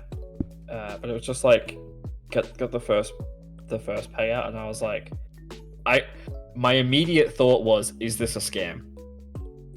Like, oh, is Twitch gonna fucking back charge my PayPal? Yeah. Or like, is this somebody pretending to be Twitch? You just lost. Trying to like get bank details. Or what do you mean you just lost your NBN? Wait, yeah, what? He says Matt's internet woes have rubbed off on me. I just lost my NBN. What does that mean? Your router died? Yeah, what? Like, what do you mean? What happened?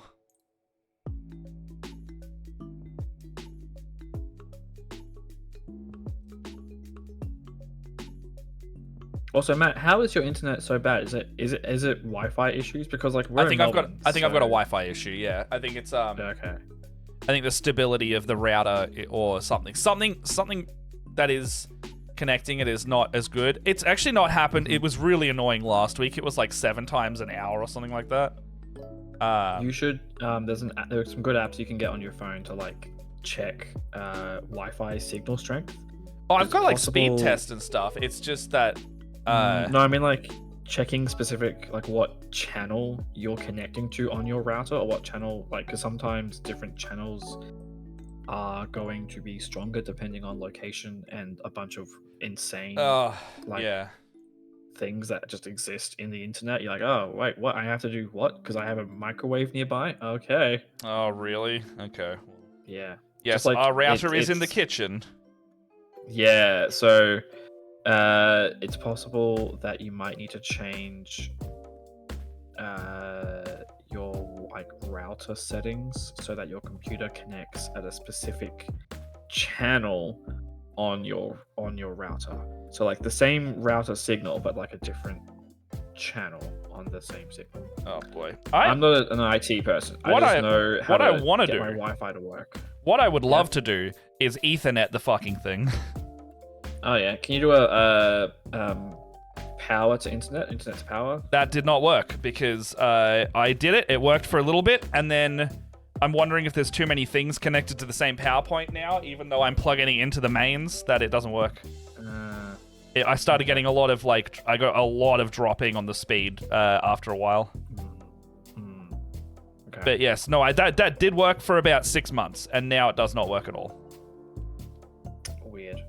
It's always weird when technology works for a bit and then stops, and nothing seems to be different. Yeah, some gen was like, "What if we just put a cable through your wall?" And I was like, "I would like to do that." And then Jess was like, "If we have to alter the house, I don't want to do it. So if we can put it through like a PowerPoint, feed it up through the wall, and then out a PowerPoint, that's probably the option I've got to do." But we don't have a crawl space between the floors, as far as I know. It's a big old brick house.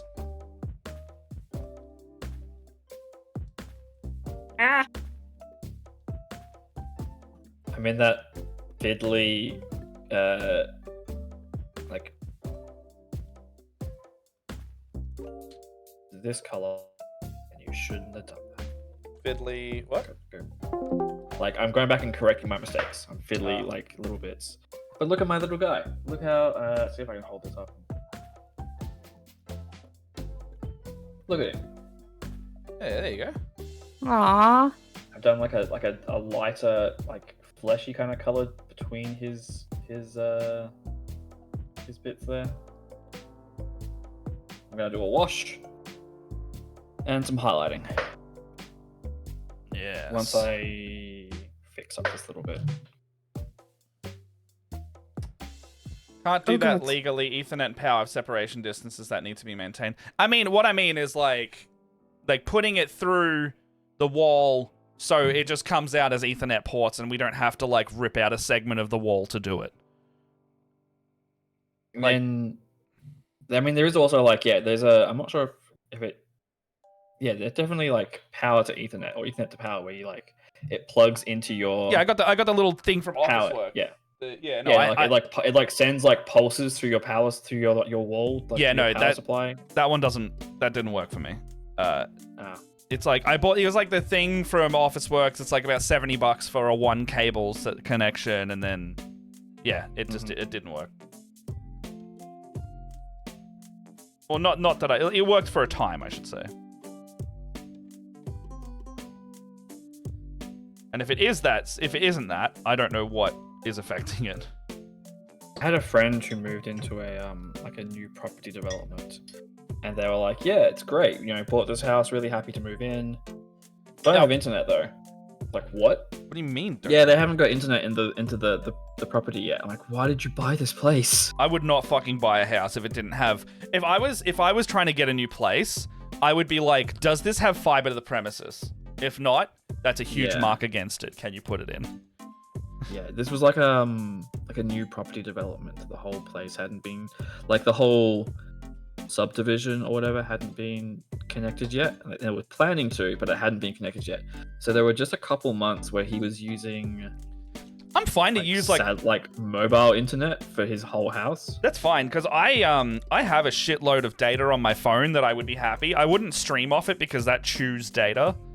But you know, I could survive off the internet on my phone if I just needed it for day to day.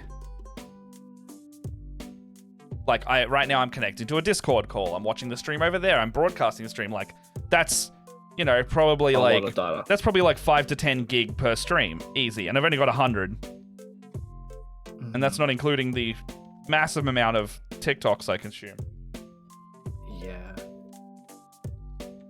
Plus, if you're watching things on Netflix and I have to. My brain doesn't stop moving, so I need media almost constantly playing. Yeah, I know that feeling. Like, I sit down to have a meal.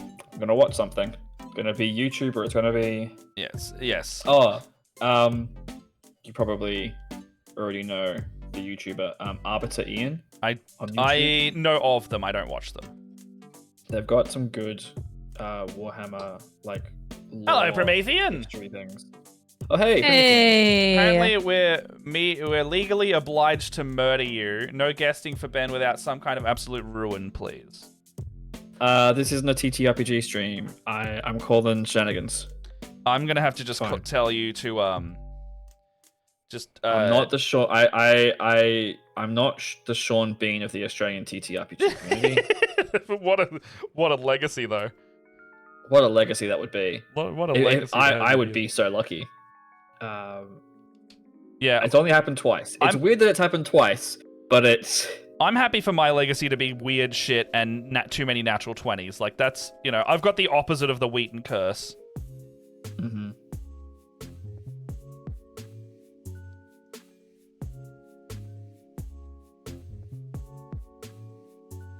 It's adjacent at the least. Okay, well, I can be adjacent to death. Which is just life. Ooh. Got you there. I am sorry that I have been so quiet, guys. I have been applying super glue to tiny pieces of hair to try and get these filaments to stiffen up a little bit. You're fine. The sentence, I have been applying super glue to cat hair is, I think... That's the quote. Just something totally unhinged. It's the quote of the day. Right. Sorry, guys. I've been applying super glue to cat hair. Well, yeah, but like I look at the drip effect. I look totally at this get it. Awesome drip effect. Check out this drip. Hey, Joe. You're gonna put I don't know what it would like a nice red into that as well. I am going to be using some blood for the blood god. Ooh, on this. Blood for the blood. Is there an alternative to blood for the blood god, or is that just like the best version? It's the best. I've got the Too Thin Coats version around here somewhere. It's called Zombie Gore or something like that. Oh yeah. Actually, no. There is no comparison. There's no comparison. I've got Zombie Gore. I've got a couple others. I don't know where they are actually. But they're basically gore and effects paints. One's like more browny red, and the other one's just a blood red. I think I am ready for a wash. I took one before stream. Same. Ha ha. I'm glad I'm not the only one who was thinking of it. I just like when people use the slang, and I'm just like, yeah. All right, what do we got? I'll fuck it up for him. Maybe a Reichland Flesh Shade. Oh, GW actually put a not terrible skin tone tutorial on their main website the other day. Yeah. Because admittedly, it's not for it's a lot of their stuff's for beginner painters at the moment on their YouTube because that makes sense, right? You're trying to get people into the hobby and do the stuff. So I'm not used to seeing anything other than like kind of basic contrast paint tutorials or like tutorials that utilize more than I usually use with contrast, or like I already know how to use those paints.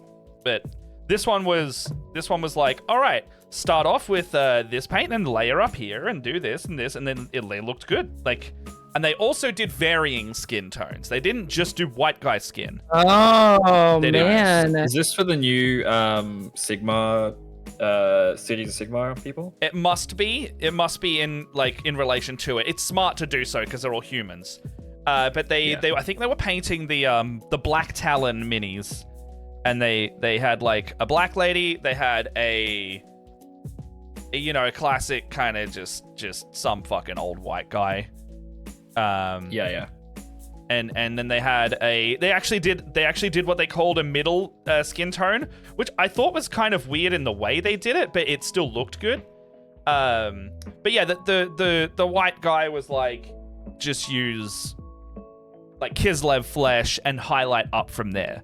And then the darker flesh was Catachin flesh going up to like Night Questor flesh. Very normal. They used the Berserker Bloodshade shade paint, which is a new one I haven't seen, and that actually looks really good on those skin tones. And then they also had the middle skin tone was the weird one. It was like they started off with Cadian flesh tone, but then put Guilliman flesh over it as a contrast paint. And then they highlighted with Kislev flesh. So it was basically, I don't really think it was like an olive flesh tone. It was just kind of like a darker pink flesh tone. It worked, but like I would have loved to have seen maybe like something with a bit more like brown and yellow in the warm tones instead of just like pinky red. Which it still looked good, and it was technically a middle flesh tone. It was just a middle flesh tone on the brighter scale. Like, I would have loved to have seen, like, them do something with, like... What's the one I've got over here?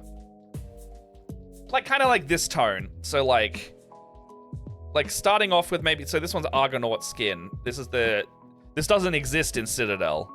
And it's a very Mediterranean skin tone Got that, range. yes, nice yellow tone. Got a nice yellow tone to it. And you can go pinker from there. And then you'll get, like, Grecian. Or you could put like a red darker tone in there and you'll go the other way. And those ones apply really nicely as well. I'll vouch for that one if you see them around. And I've started seeing toothing coats in hobby stores now.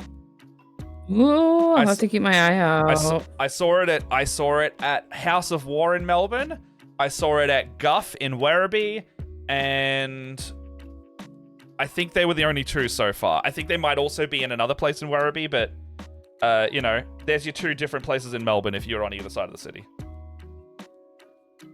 Let's see if I can get you guys, if I can show this to you guys. Maybe if I take my hand away? Nope. It's a bit tricky. It's a bit tricky, but you can see that, like, drippy. She got the drip. She got that drip going? Oh, that looks really good, though. Drip going. I got one. There's one hair that is, like, wants to angle itself back. And is fighting me.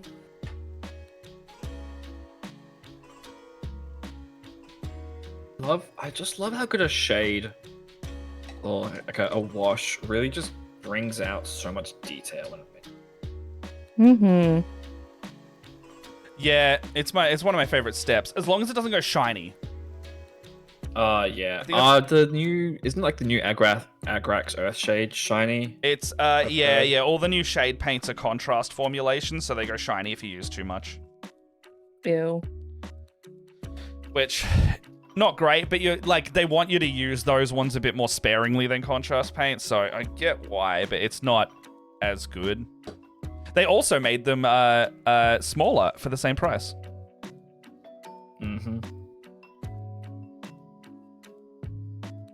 Uh-oh, I'm reaching that point where I'm like, how do I grasp this mini?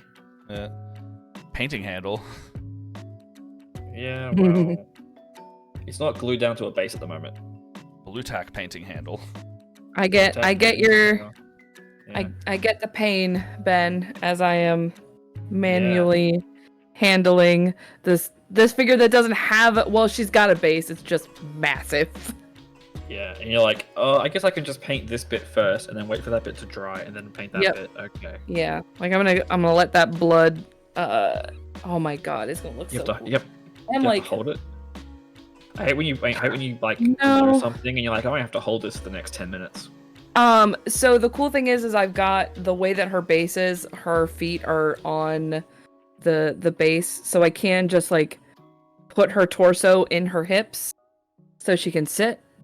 Oh yeah. I'm working on cool. a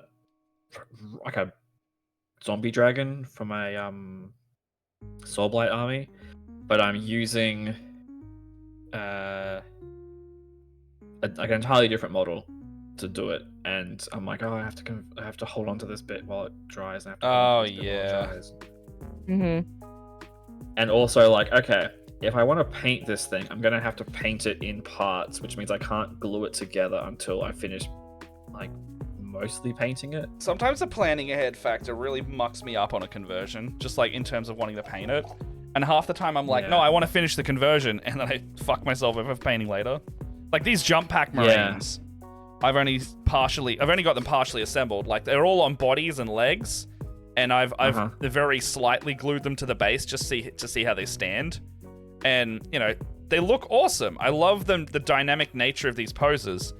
But I've got I've got sprues from the Kill Team Phobos kit as well. Oh yeah. And I really want to. I'm not going to field these guys, so I'm going to make 5 fairly unique assault marines. I'm going to make one look like an infiltrator with a jump pack. I'm going to make one look like there's an apothecary piece in that kit. You're basically making a kill team. Effectively, yes. So I could probably field it as a kill team one day. But what I love is like the idea of like having these like super special guys and the idea of like my special boys. A medic jump pack. I've never heard of that, so I'm gonna do it. Like a picturing like the guy with the Crozius, I can't remember the name of the thing that he uses. The chaplain wacky stick. Nah, not the chaplain wacky stick. Like the medical drill that he's got on his arm. Oh, with the syringe on it. The narcilium. The narcilium, whatever it's called. Yeah, whatever the hell that thing is, on a jump pack marine jumping at you with a chainsaw. The gene seed. Yeah. Give me that gene seed. Yeah.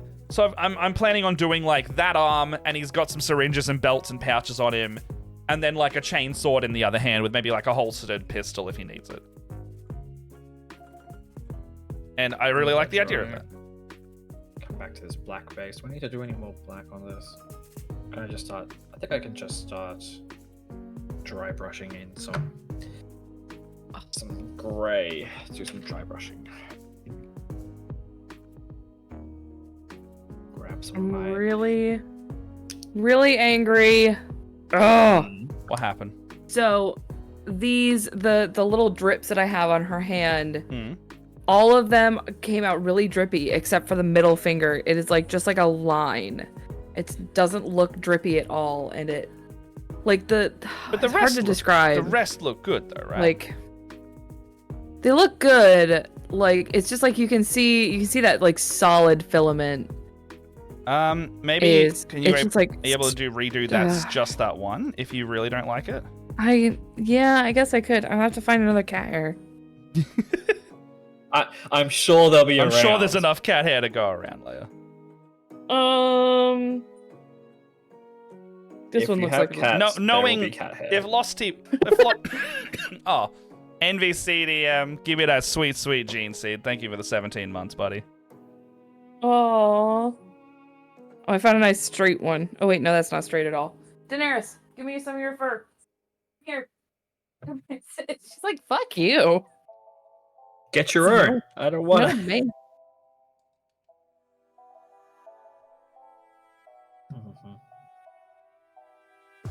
Catsby! You walked away. Oh yeah, that's like solid. Dry brush is doing work today. Oh, is there one right here? Ha ha ha. Straight in this house? No, not nearly in this house. I shit you not. I'll be like walking down the street with Jess, and then she'll stop talking, and I'm like, "What?" And she's just like, "I'm so sorry. I was distracted by a beautiful woman." I was like, "You big gay bitch." I can't remember what we were talking about, but I was in a restaurant with my mom and my sister on our girls' vacation, and somebody said something about being straight, and I was like, "Mom, I've never done a straight thing in my entire life," and she's like, I'm pretty sure you're married to a man. I was like, okay. That doesn't make me straight. That doesn't make me straight. Yeah. Love that old chestnut. I'm just really gay with straight tendencies. You can also be in a straight relationship and still be attracted to other people. Like, one does not put you on the railroad to the other Like, if you were in a gay relationship, that doesn't mean you're strictly gay either. Like, makes me annoyed. This is the menu It's all good. NBC gave me. That's why I'm showing it off. This. You don't have to get mad on my No, my I account. know. I'm mad for you. That- I'm fucking. You don't have to be mad for me. My parents totally don't care. They don't care. They just want me to be happy. I remember when I told my dad that I was like, Dad, I think I might be a lesbian. He's like, all right, whatever. He's like, so there's a chance you might never get pregnant? And I was like, yes. And he goes, whatever.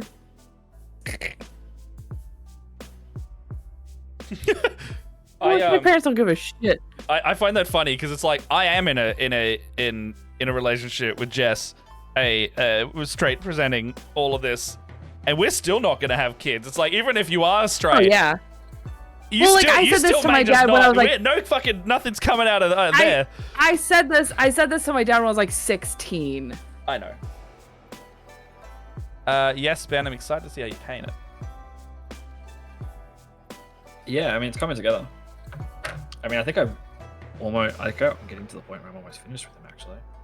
Because that's what I can show you. The problem is I'm, like, severely backlit as well, so it's really not showing up very well on this camera. Yeah, come on. Focus on that. Do it. Kinda. You can kind of see. It's coming together. I'll take some pictures. Yeah. Love some pictures. Right? And this house. Oh, it's only In front of midday, my Jim. salad? It's only midday. It's monogamous in this economy?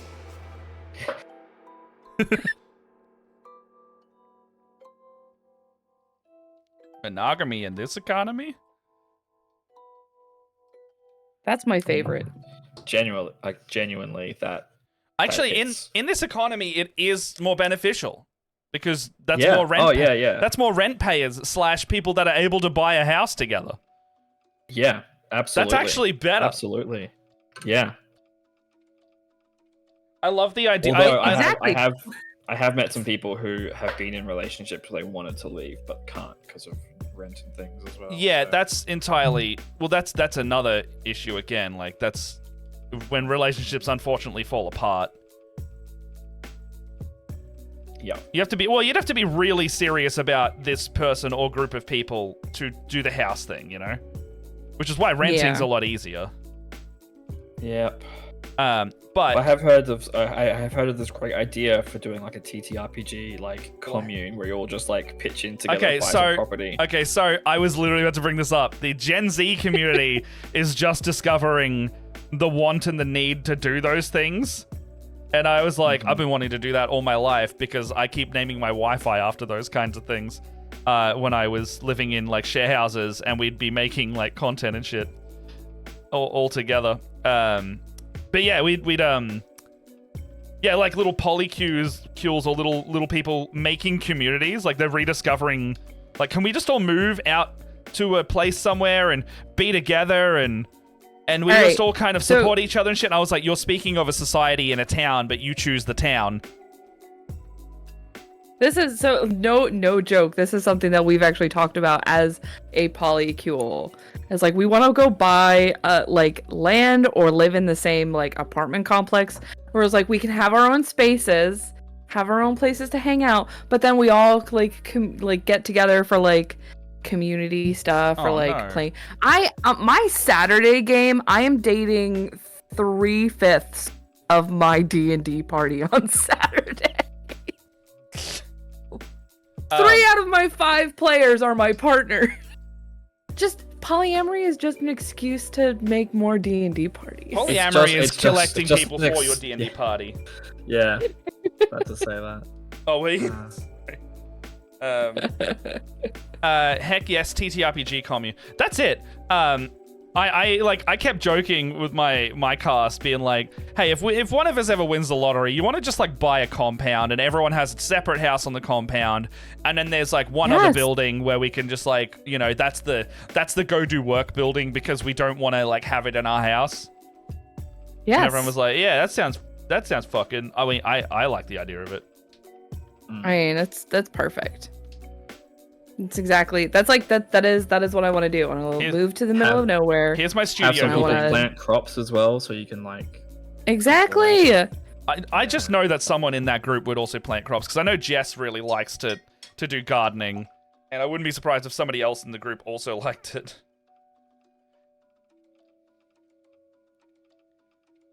Describing my dream right now. Yeah. All right, this skull came off the base, which means you got to go back on with some glue. How much blood is too much blood? I think on. Are you just doing the hand? Yeah, because like we discussed that because I was like, oh, should I give her like a blood splatter across the face or something? Nah, But like I think we she's talked too about elegant how for like that. it's too elegant. Like she is too much of a classy bitch to get blood on her face. So I'm like, do I just want to do, because like her other hand is like fucking slathered in blood. So I'm thinking just like I'm doing just like the fingertips with this other hand. I'm like, I don't know, how much blood do you get on your hands if you eviscerate someone? Quite a lot.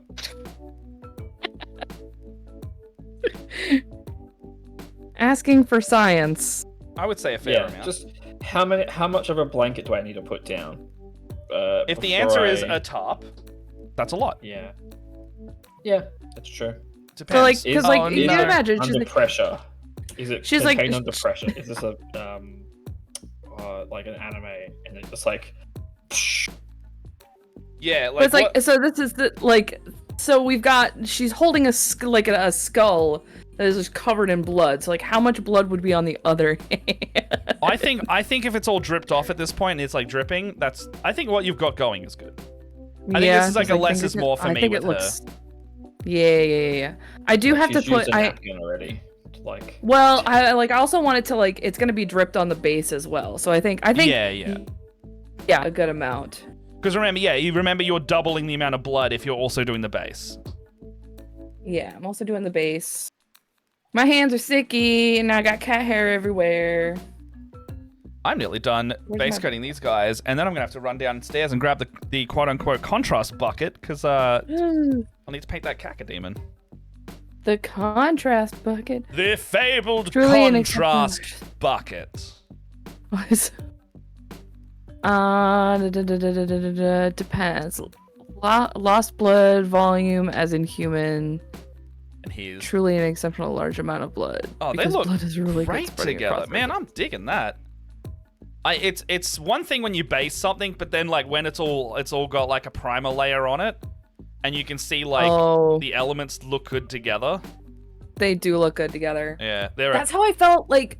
Oh my god, when those Sisters of Battle, when I put them back on the bases and I put them all together, and I was like, oh my god, my vision, it's here. Yeah, I really like because I did just kind of slap stuff down on the base, and I'm like looking at it now, going like, this is good. I think I used about 30 skulls between these 5 guys. Like, there's a lot of skulls on this. that seems appropriate. I did a pile of where's the pile of skulls one? Where's the pile of skulls one? I love that there Like, are on just this- like companies out there being like, I'm just going to print out 50 skulls in this pack. Buy 50 skulls per pack. See, if Buy you look at 100 skulls per pack. If you look at this little doggo, I've got a pile of about 8 skulls just on the front of this base. Fuck yeah. Yeah, but like, look how big that base is. That base needs like 8 skulls. It's the Citadel Skulls pack. Comes with like 400 in there. Skulls on the skull base. There we go. Exactly. I mean, these are corn flesh hounds technically because they literally have a branding on them. But oh well. That's fine. It's fine. They work. I'm gonna have to take some pictures of this little guy because Yeah, we take My pictures camera's not of all our stuff and chuck them in the Discord after stream. oh cool. Feel free to chuck those boys. Yeah. I think this is ready for no dude. See, I've got some Agrak Earthshade, but the old style. And I just don't want to Old use style. it. Well, you can still buy old Like- style if you can go to the correct. You're in Melbourne? Yeah. No, you're in Melbourne. I'm Yeah. pretty sure some of the stores still have it if you're looking. Okay. Well, then I won't be stingy on the Earth Shade then. I'm pretty sure you can also, like, people sell it as well. Like, you can buy it, it'll just might be a bit higher. Alright, well, let's put some Earth Shade down onto this base. Get these rocks looking appropriately earthy. Ah. Oh my gosh, Matt, I think I'm gonna die. I think this model's gonna kill me. I'm just gonna die. Do you need a break from it? No, she's gorgeous. Oh, is that okay? That's a good gonna die. Okay, I understand. I'm gonna. It's good. Oh, I thought you were getting annoyed at your blood drips again. No, I'm not getting annoyed with the blood drips. I'm ignoring the blood drips. Did your phone just come back, or is that my thing? I think it's just your thing. Oh, it's my thing again. All right, don't worry. I didn't hear anything go off. I plugged my phone into charge just then, so I was like, "Oh wait, is it mine?" No. No. I heard the coal join noise. I'm like, so I'm putting a little bit of this oxide on here to blend some of these metal bits in with like the corset, because I got a bunch on the corset as well. And I just, you know, when something starts to come together. Yes. And you're just like, holy shit, I did this. Yep. Just gonna say, the music change when you did that was fantastic, because it was like the Pokemon League winning music. And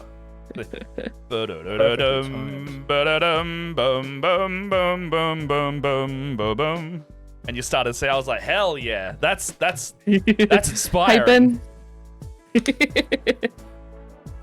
I'm trying to. You had a compliment redeemed without being prompted. I'm just really hyped. Yeah, good. Because this model is freaking awesome. Good. And she's turning out friggin'.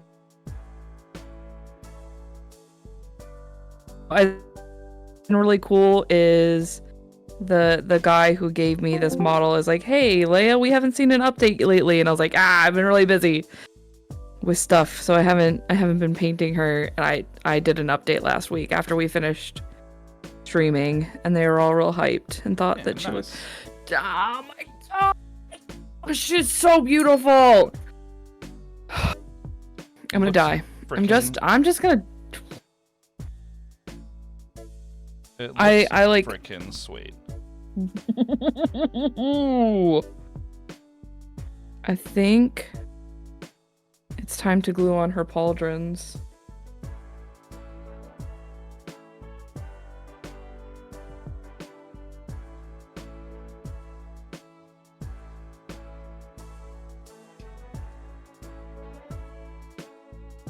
Oh, you don't know what? I have to do the silvering first. Going back and touching up, so there are these little pebbles on his back. Just adding some grey to those now. I think I'm almost done with this mini. Like I've gone from totally unpainted, applied some base coats, applied a wash, doing some little bits of highlighting, getting close to being done. Nice. I am almost done priming all of these guys, and then I'm going to move over to the Cacodemon, because I'm pretty much just going to paint that thing mostly one color. Just like an awful skin tone? Probably like a flesh I was thinking like a demonic red kind of thing, but... Oh yeah, that'll work. I might... like a demonic red that, like, if you wet blend it to like skin tone on his back where the human is. Oh, that's... Yeah, you're right, that is awful. I could do that. I'll see how it goes. I was picturing like reds, pinks, and burgundies, if anything. Oh yeah, okay. What are you gonna do with the flames? Because I struggle with flames. Oh, I thought these were flesh tendrils. Oh, also good. Also good. I thought that was a big fleshy tail, so that's what I was gonna do with it. Also good. I thought there was flames, but I open to interpretation. Because the demon they're fighting is very like red, yellow, orange in color scheme, so and they have like powerful illusion based powers or abilities, I should say. And so I was gonna maybe do like you know, some cosmic eldritch kind of pinky purples in there as well. Almost a bit Color out of space. A bit Zinchian, if anything. But with color out of space. Not as much blue though.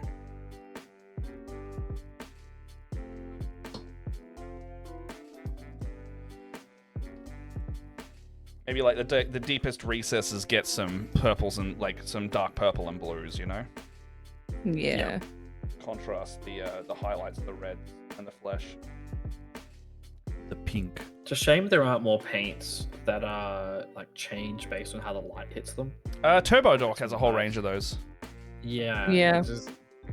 Just a cool, like, what color is it? Is it purple? Is it blue? Is it green? So Turbo Dork has those, and I think Vallejo has a set of them as well.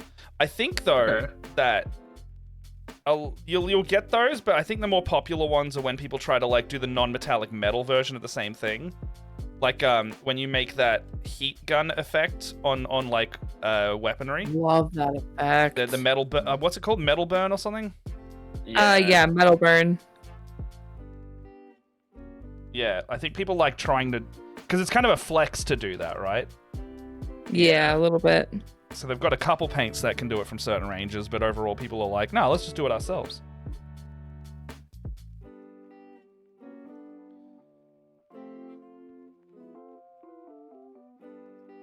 Ooh, you don't know what? I'm gonna... Oh, do I want to Nagaroth Knight these? Ooh. Or Druchii Violet? What are you doing there? So, okay, so I was looking at the reference photos, and there are, on Lilith's, like, collarbones here.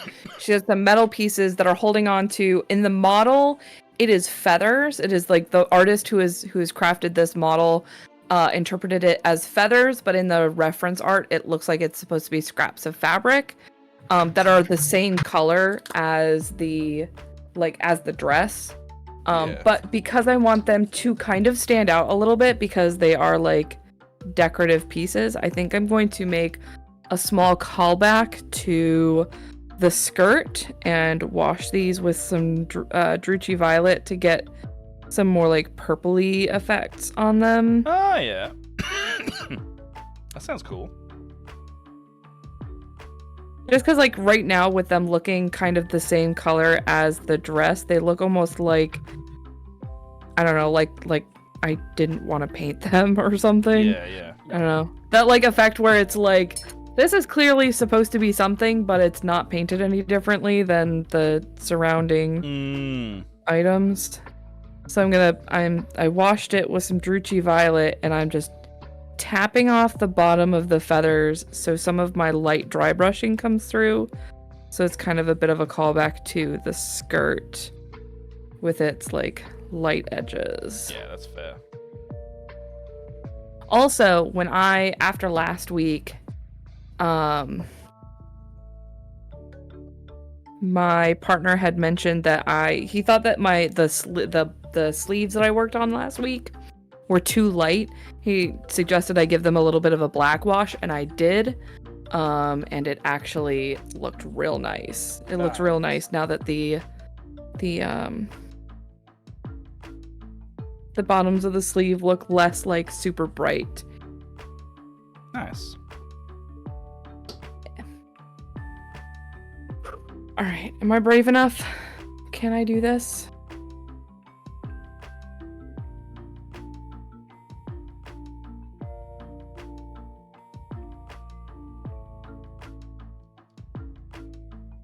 The time is now.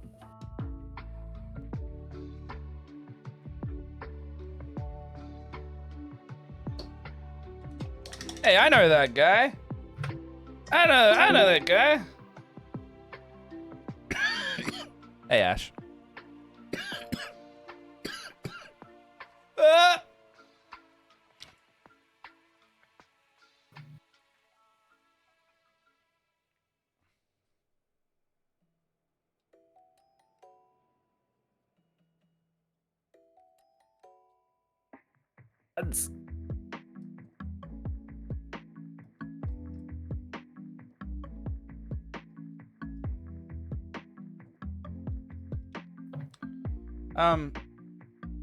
Yes, it was. Yes, it was, Ash.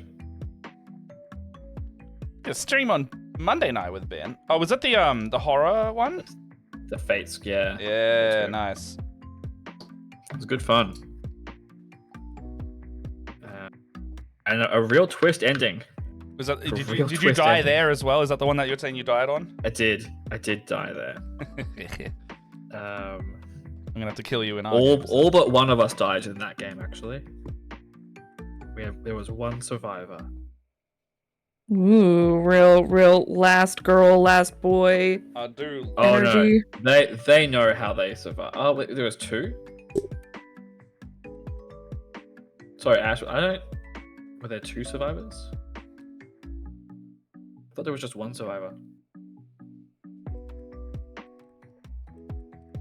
That's right. Yes, Marley did survive. Okay, two survivors.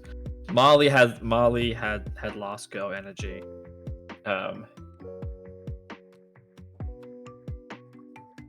One of the players was secretly evil. Matt. Yo. Look at my baby. Oh, dude. Every time it So looks good. better and better. The photos you took last week, reeling. I was reeling. Like, oh my god, these like pauldrons, man. It looks so good. They look so freaking good. Now that Yeah. they're all finished and like they've got some of the oxide on them, as well as like the cuff. Oh my gosh. Now I just have to do the wings. Shit, man.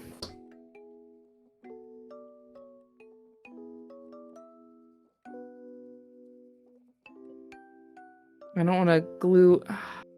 I'm like, do I want to glue the torso on the legs yet? Or should I wait?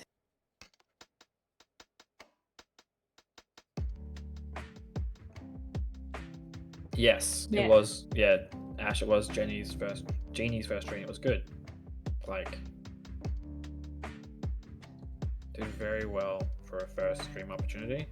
First streaming in a group. But also apparently she like knows Emily for a long time. And had been, Emily, like, it's doing because it Emily's a together. good bean and knows a lot of people. Emily is a good bean. Emily, a very good bean. I was talking to Emily the other day. She's a good bean. I need to bug Emily about a thing actually. She's a good bean.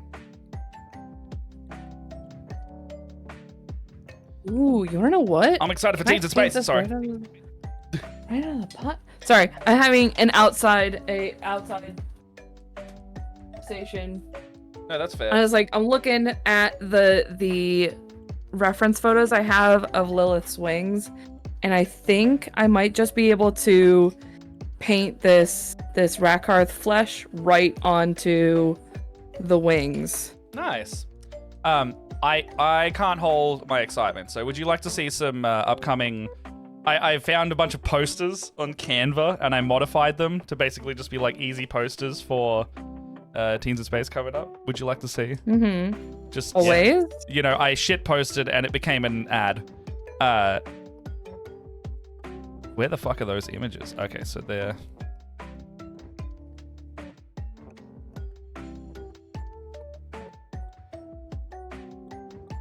Enjoy the music while I'm trying to set this up. So... Oh wait, I can just put them in that browser window source. Basically, I was like, okay, we don't have like cast photos yet, so I'm just gonna make these things instead. And... Alright, here's the first... I made 4 so far. That sucky Chinese meal window gone. Alright, here we go.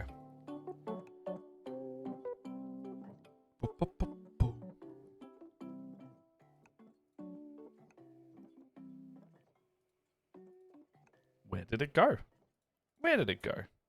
Where did it go? Ah, there it is. Alright, so... So here's the first one. More or less, this is what I've started doing. I've just been making like posters for Teens in Space. So, like, I found like these weird little, kind of half sci-fi looking posters, and it was like it had other text on here. It was like, "Oh, the infinite abyss of space" or something like that. And then I was like, "Would it be funny if they just you know, they took a wrong turn at the latest sun and there's a black hole there." So this is what this one is. Oh, that's fun. And it's so I like that. I should put Teens in Space on there somewhere else, but like, just that's the vibe, you know. It's just silly. Here's another one. I need to change the Japanese in there because I was talking to LEB and they were saying that it translates correctly, but not contextually correctly. So I was gonna alter the text to do that. But the Japanese says, "Shit, that's dangerous down there," or it's gonna say like, "Shit, there's a lot of danger down there," and then the English is like, "Please never land." And it was supposed to be like, I was supposed to be like entering Neverland, like a whimsical thing, but I was like, no, it's a war zone down there. Fuck, don't land. We're a pizza delivery truck. Run now. And then I love that. And then down the bottom, I've been putting like these little flavor texts where it's just like, oh god, oh god, oh god, oh no, why did we do this? Oh god, no, please, space deities or space deities out there, here's my prayer. We're going to die, mayday, please save us. Instead of like the created by Paramount Pictures type font down the bottom. Yeah. Nice. Where's the next one?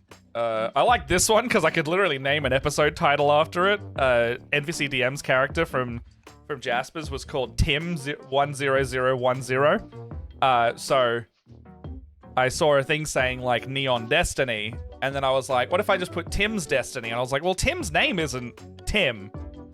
It's Tim 10010. So behind the arm, but like Tim 10010's Destiny. I love how that like I don't know, I just love that. Yeah. I want that on a t-shirt. Can I have that on a t-shirt, please? Yeah, we can do that. And in there was supposed to be a butterfly, supposed to be like really arty on the finger there. And I was like, what's something from that stream? Oh, someone didn't clean out the microwave, so the microwave is now where the butterfly is. And this one was I think this one's my favorite. It used to say UFO. I can't get rid of the kid. That's like hard in the image, so I'd have to supplement it with character art. But I think it still works. Well, we're going to add. Oh. This one is, we're gonna miss our delivery. Get the fuck out. And their spaceship is a space Hilux. Okay. This one's my favorite 2-minute ad break. That's quite funny. But yeah, I think this was my favorite because I had to Photoshop the Hilux to look like it's floating, but also like have that UFO glow abducting it as well. Just a silly bit of fun. It also looks like it's being delivered as well, like to that kid. Oh, I was like saying, I thought like... it looked like it was going up, not down, but that actually also makes sense. Just like dropping a Hilux on a child. Yeah. GTFO. Yeah. Does that fit? Like, does GTFO fit the UFO vibe, or? Yeah. No, it definitely works. Put my thumb in paint. You could also do like UFO turn, like a U-turn.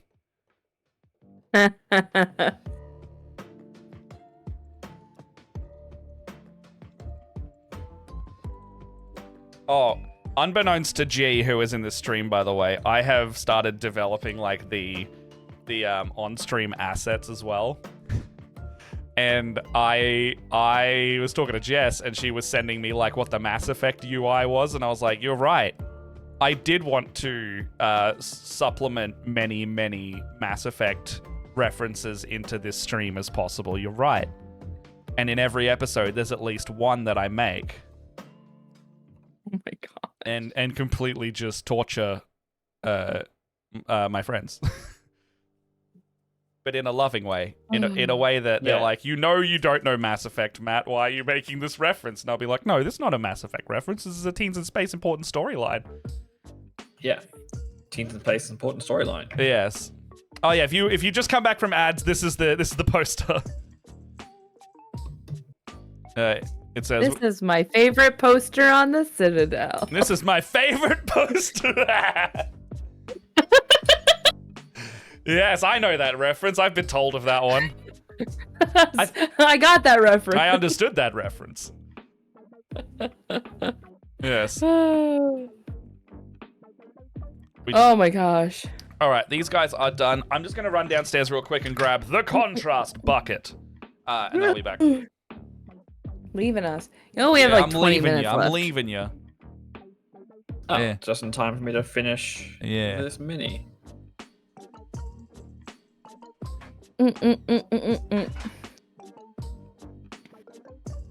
Man, I love resin just drinks paint. And it's just like, give us the good paint. I just need to... I think I need to dry brush these stones a little bit is what I need to do. And then I'm done. I can glue this on his base and be done with him. Good soup.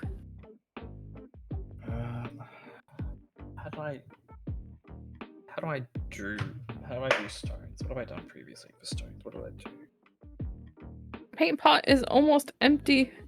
It's so dry. This is like I've owned this paint pot since I've started painting.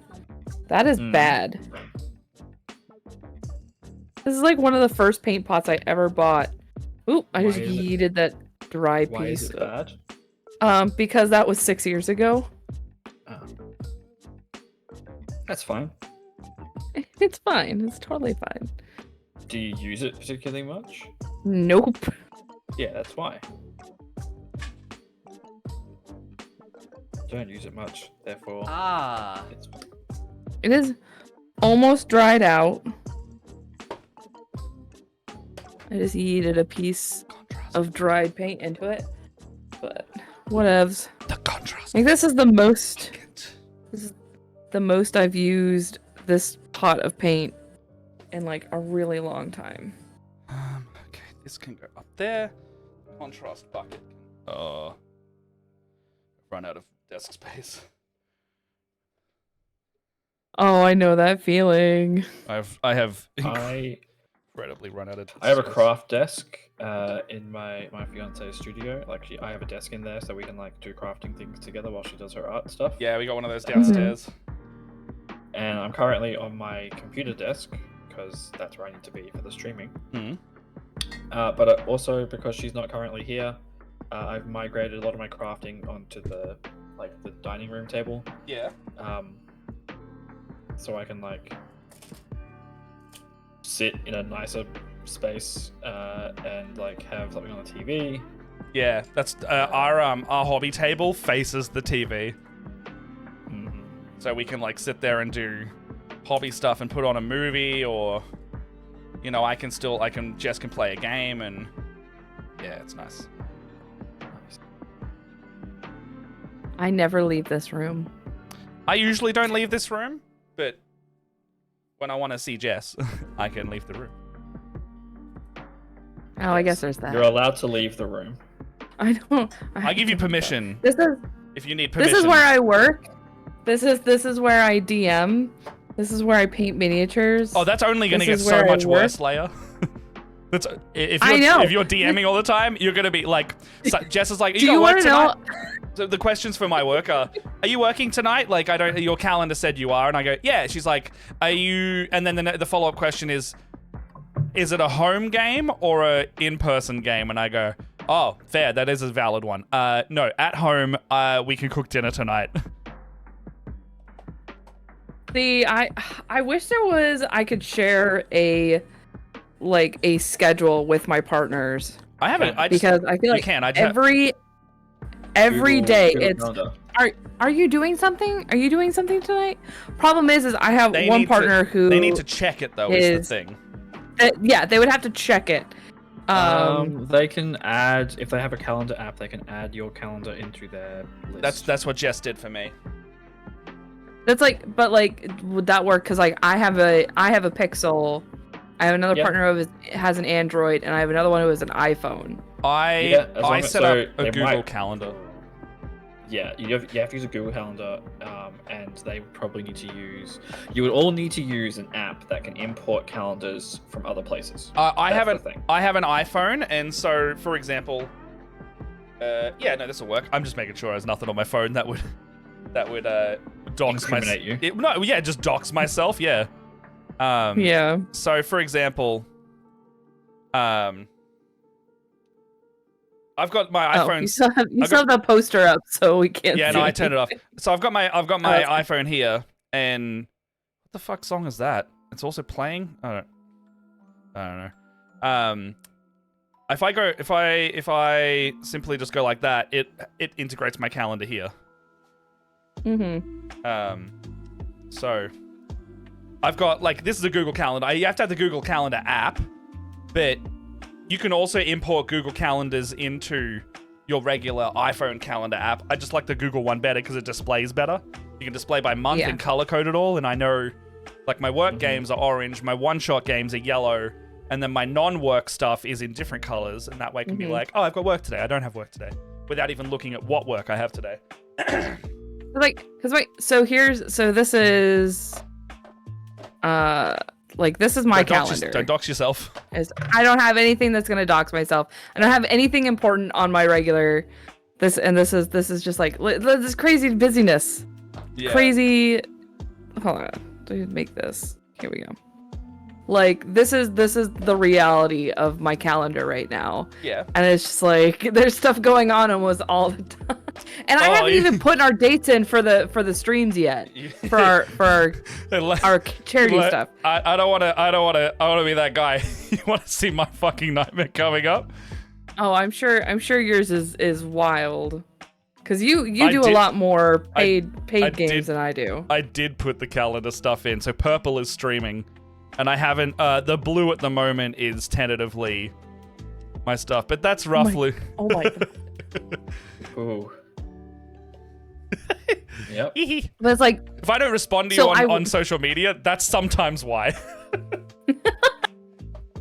But like I have D&D books down here, I have D&D books over there. I don't have any D&D books over there right now. But like I everything is covered in miniature stuff. Yeah. I think I really should move that giant Tiamat downstairs, but I like the Tiamat up there. Like, I think it's just such a you model. Yeah. If anything, may put it in a more visible place. I need. Well, I don't know you where. Know what you should put it on a plinth that lights it from below, because you can only see a silhouette from here. Some red LEDs or something. Well, no, it used to be over work nicely. here. Yeah, you got your Legos there now. I got my Legos there, so. And I don't think you should move those. My tall neck is very important. I still don't have a tall neck, and I want one. You see, you can see my It's so nice. You can see my Joy Toy Crisis suit behind me, Mm-hmm. and I love that model. I actually was thinking I want to get rid of my board games and do more minis in there, and then maybe light those boxes a bit better. My background is also part of the living room, like that area is the living room, so I'm kind of limited in what I can do. Like I've got a bunch of like TTRPG stuff, and some minis which I haven't painted, some crayon stuff, and then like, I know we talked about it. So I mentioned I had a few weeks ago. I had mentioned I just backed a Kickstarter for like a pegboard, nice, miniature display. Was that the one that was the 3D printable one as well? It's the 3D printable ones, and that's why like one of the reasons why my partner is getting his 3D printer up. It's because he's got stuff he wants to print before he does that. So I have to get rid of some of this before I can do that. But if I downsize all of this, I would like to get shelves that go up that have nice big cubbies, kind of like what Matt has, so I can do more like displays of like my Legos and my cool big models. I have a Demigorgon back here. There's fucking divine. Mind you, the one behind me is those IKEA shelves, and I actually think the way you've used your space works nicer than mine. Because yours looks planned. It's got like the nice lighting on the shelves. I actually think I prefer what yours looks like in terms of the setup. Like I was actually at one point considering getting rid of these and moving these somewhere else and doing a completely new setup where it's a lot thinner against the wall. Well, this is actually like an L desk. I used to work over here before everything was like, so this is I'm working on a table. This is an L desk, and I used to have all of my paints set up against the wall, so I was facing the pegboard. Yeah. So like if I needed something, I'd just lean up and get it. But when I started doing streaming and I needed another monitor, there was just that desk is not wide enough for me to have this set up over there. Yeah, fair. So I had to move it over here, and I didn't want to keep having. I used to in the early days have to move my computer from one side to the other, and it got to the point where I was like, I can't do this anymore. You know what? In an ideal setting, I would do the thing where you have like, if I had a bit of a bigger room, I'd actually do the thing where my desk isn't against a wall at all.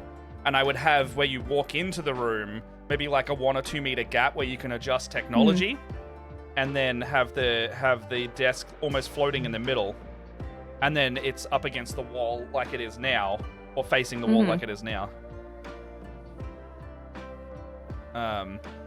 In an ideal world, that would be like if there was another meter or 2 of space in this room. Yeah. If you had infinite space and money, yeah. It wouldn't even take money to do this. It would just be a bigger space. Yeah, I guess the space money to get the space. Money to get. You're right. Yeah, you're right. Yeah. To buy a new space. Yes, you're right. Yeah, one day. Just one day.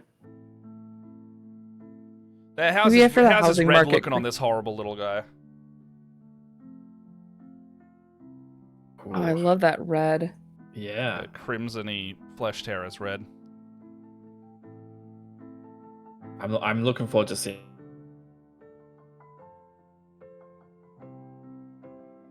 Awful, but great. It's terrifying, but we like it. Yeah, I'll try and get a base coat done before we finish. In the next 5 minutes? Yeah, I'm speed painting at the moment, so yeah. Speed painting, yeah. I'm just staining it, so. It's true. I'm one dry coat, one dry brushing away from finishing this mini. I just gotta glue him onto his base, and I'll be done. Nice. Nice. I'm finally working on these wings. Making these rocks look a little nicer. I probably could have done some brown on here as well to make this more distinguished between like rock and dirt, but I think it works. Because I currently only have like 2 browns because I think all my paint's dried up and I just had to throw a bunch of paint away. Oh no! Couldn't salvage them even with medium. Just couldn't. Oof. Couldn't bring them back. Yeah, it's sad when that happens. So I'm gonna have to increase my brown collection before I go and paint a bunch of my Sylvaneth tree dudes. Oh, those are such a cool army. Oh yeah, I've got a bunch of them, and actually I've got one that I'm really happy with the conversion, but I need to like actually paint him. Yeah, so it's always the way. It's the spirit of Durthu, but I've gone with like a double blade.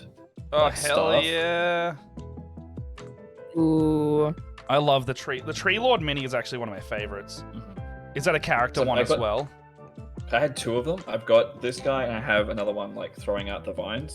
So Yeah. I had 2 blades. I'm like, well, I can repose him and give him like a cool staff thing. Does it take much to repose one of those guys? Because they look pretty big and intimidating to do that with. Well, he actually, because there's this one model kit is 3 different guys. 3 different guys. It comes with like 3 different combinations of arms. Like you've got like, the forearm, the all the different arms are meant to go together in their prescribed instructional way. But there's nothing that says you have to do that, and they will fit together. Yeah. In other combinations, and so I was just able to move them around and get a pose that I was happy with. Just gotta finally get to painting him. I just haven't, because I'm a procrastinating individual. You know how it is. You're like, Yeah. I have built that. Now do another thing. Yeah. Fair. Back. All right. Well, the big heads now. I've just slapped some red on there to see how that looks, and it is as much horrible as I thought. Yeah. It is pretty terrifying. Awful. I love it. Thanks. I hate it. That's the vibe. He's ugly. I love him. A banana. An avocado. That's it. Thanks. What do you got there? A knife! No! I was thinking of that's what is it, Ant-Man, where he like gives his daughter the like horrendous stuffed animal, and she's like, "It's so ugly. I love it." Yeah.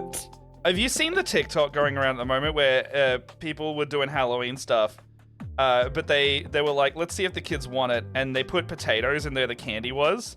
And all the kids were just all the kids were just taking the potato instead because it's funny. My partner and I were talking about that. I guess it's gotten really big. Like people are talking about it on Reddit. Yeah, he's a big Redditor. And he's like, "Have you seen this?"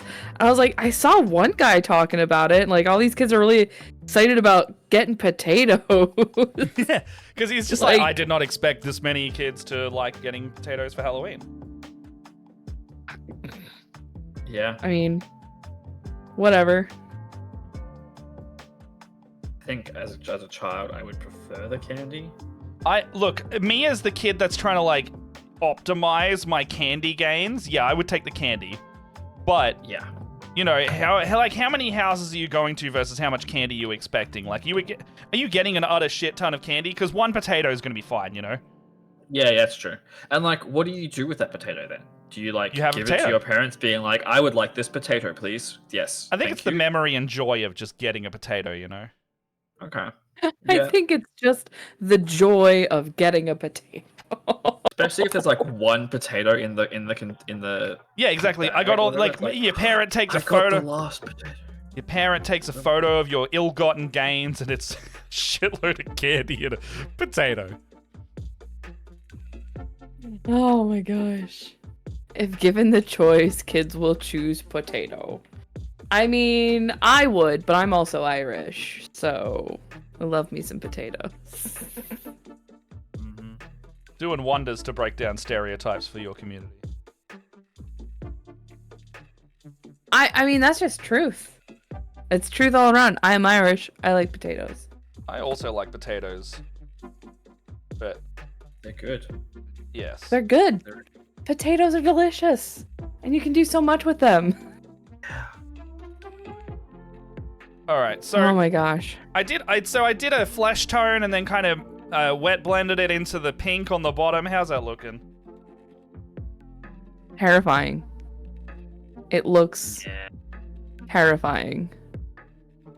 And then I'll probably dry brush over the top of this. Is this gonna show up because of my lighting? Let's see if it's gonna show up. No, maybe no. Hang on, I know. I'm gonna pull this blind down.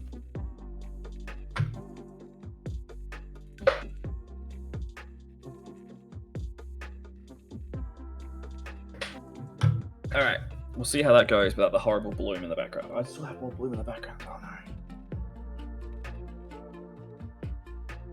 Oh boy, I haven't glued that together. I need to do that. Careful, don't drop him. How does this go together? Okay, so into burgundy bottom. He looks like a bug. He is a bug. I love him. Is it an unkeg or like an Umber Hulk type thing? It's like an unkeg. Was it? Is it Warhammer or is it what is it? It's D&D-ish. Yeah. It's a mini that MVC gave me at PAX. Oh yeah, I've got some giants that I really want to do soon of those. I'll take some pictures so people can see what it looks like. Yeah, make sure we post those. So for all of us, make sure you guys check out the artsy stuff channel. That's where we're gonna be posting all of our photos of our miniatures that we've painted tonight. That is where those are gonna go. I'm so excited. I can't wait to show you guys this Lilith. She looks so good. I can't wait. I think next week. Next week I'll be filming, so I don't think we can do next week. Oh, okay. I'll be next setting week. up chapter 5. But all right. You are more than welcome to join a Jess and Matt stream next week, later, if you want to do some more painting and get your fix. I think it will depend on what day we're doing it, but absolutely, I will always join you and Jess. Yeah, it's your Sunday night, I want to say. Our Monday morning. My Sunday night.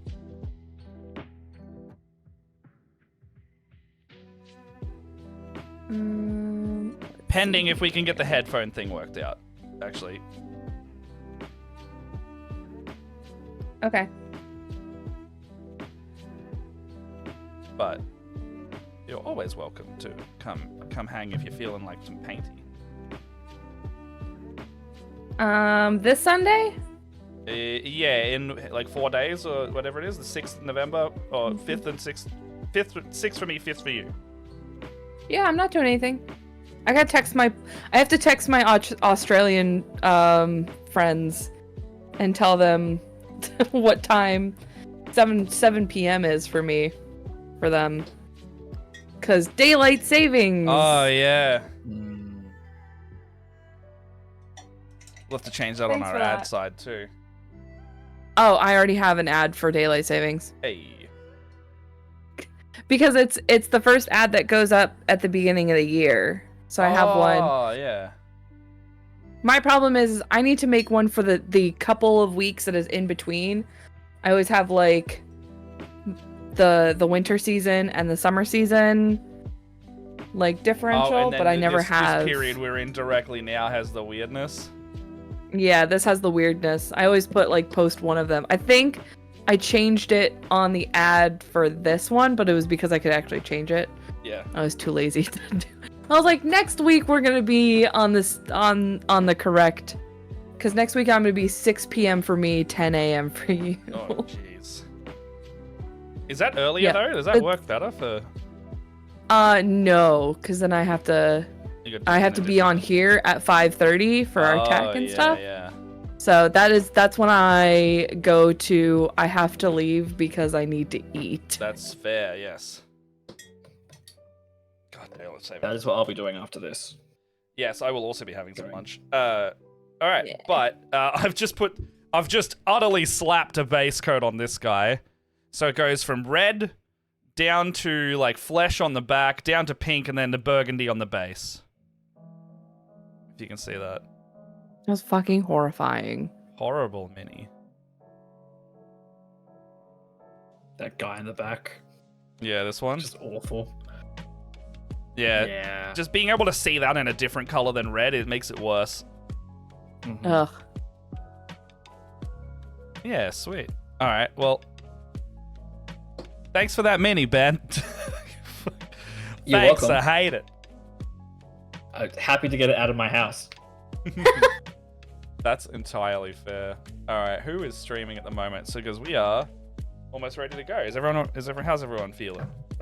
I'm all good. I'm at a point, like a good stopping point. So yeah, I've achieved. Just like, sorry, Ben. I've achieved painting this mini that I had planned on painting. Just apply. I'm like, oh, I forgot to do a little bit of dry brushing on that stone, so I'll do a little bit of that. But I'm done. I'll take some pictures, put them onto the Discord. Yeah. I have achieved. Thank you very much for having me. It's been good to do some crafting with you all. Where can we find you in and around the space now that we've got a second at the end? Well, we did at the start, but like, whatever you're working on, what are you doing? Well, as always, I am the DM for Dungeons and Doctorates. We are a weekly podcast. We're a live play where we record. Well, okay, we're an actual play, but we aren't live. So I edit the episodes. They go up weekly on Thursday Australian time, so that's like Wednesday American time. And we do occasionally do some live stream things. So next Monday night for us in Australia at 8:30 AEDT, Kate, one of the players, and I are jumping on Twitch to do like a behind-the-scenes common room. Hell yeah! Where people can ask us questions, and we'll be chatting about packs and like safety tools in streams, taking questions from the chat, and as well as any questions people have already submitted through our Google form, which you can find on all our socials, because we're on the Twitters and the Instas and the Facebooks and now on Blue Sky. Hey. So yeah, it's gonna be good fun. We're a fun podcast. We're a more family-friendly podcast. We try to minimize the swears, even though we're all Australian, with 4 science communicators. So sometimes we delve into unusual questions. Like, we might get hung up occasionally on, like, is ice a rock? Or yeah, I had 2 guards arguing about it, and the players like were sneaking past them, and then like got distracted for a bit. I mean, ice in a solid state is a solid. Therefore, if rock is a liquid when it's in liquid state, would ice not be therefore considered a rock in solid state? So the argument came down to ice is a mineral. It's a mineral. It is. But a rock is an aggregate of a number of other things generally. So, because a rock has like dirt and minerals, and so you could find water inside of something. Yeah, I mean, you could also probably find ice inside of like Siberian. You could probably find ice as part of like a hunk of solid rock. Yeah, because water is specifically H2O. It is not made up of, like, if you were to find an air pocket in solid form as a rock, that would be a rock because it's a grouping of things. Is that kind of how you're categorizing things? Yeah, like a mineral is like a repeating pattern of a thing. Yeah. Whereas a rock is like a bunch of minerals together. So yeah, that's kind of how we had quite a long discussion, quite a back and forth. And I edited it down for the episode because we was getting like well off track, and also it really was breaking the flow of the game. Yeah, we have good fun. It's a mostly roleplay focused game. We do some combat, and I edit the combat to be very listenable by people who are listening to it as a show, because as anybody who plays TTRPGs, there's a lot of downtime in combat sometimes where like, what are we doing? How do I do this? What spell am I casting? How does it work? I cut it down. So I ask, what are you going to do? And I cut to them telling me what they're about to do. Yeah. So an hour of combat for me might only be 15 minutes of combat. Yeah, listening to it. I try to do something similar to that. I cut out most of the dice rolls, ahhing, and you know, unless it's like really important strategy that either contributes to the story or not, I usually get rid of it as well. Because I mean, sometimes it's like, okay, where stuff is in a room is important, and I'll leave that in. But yeah, I like getting the flavor of the rooms and things, because people can be like, because there's good like I try to put my story in context clues as well. Yeah, I do a lot of that as well. Anyway. Yeah, we have fun.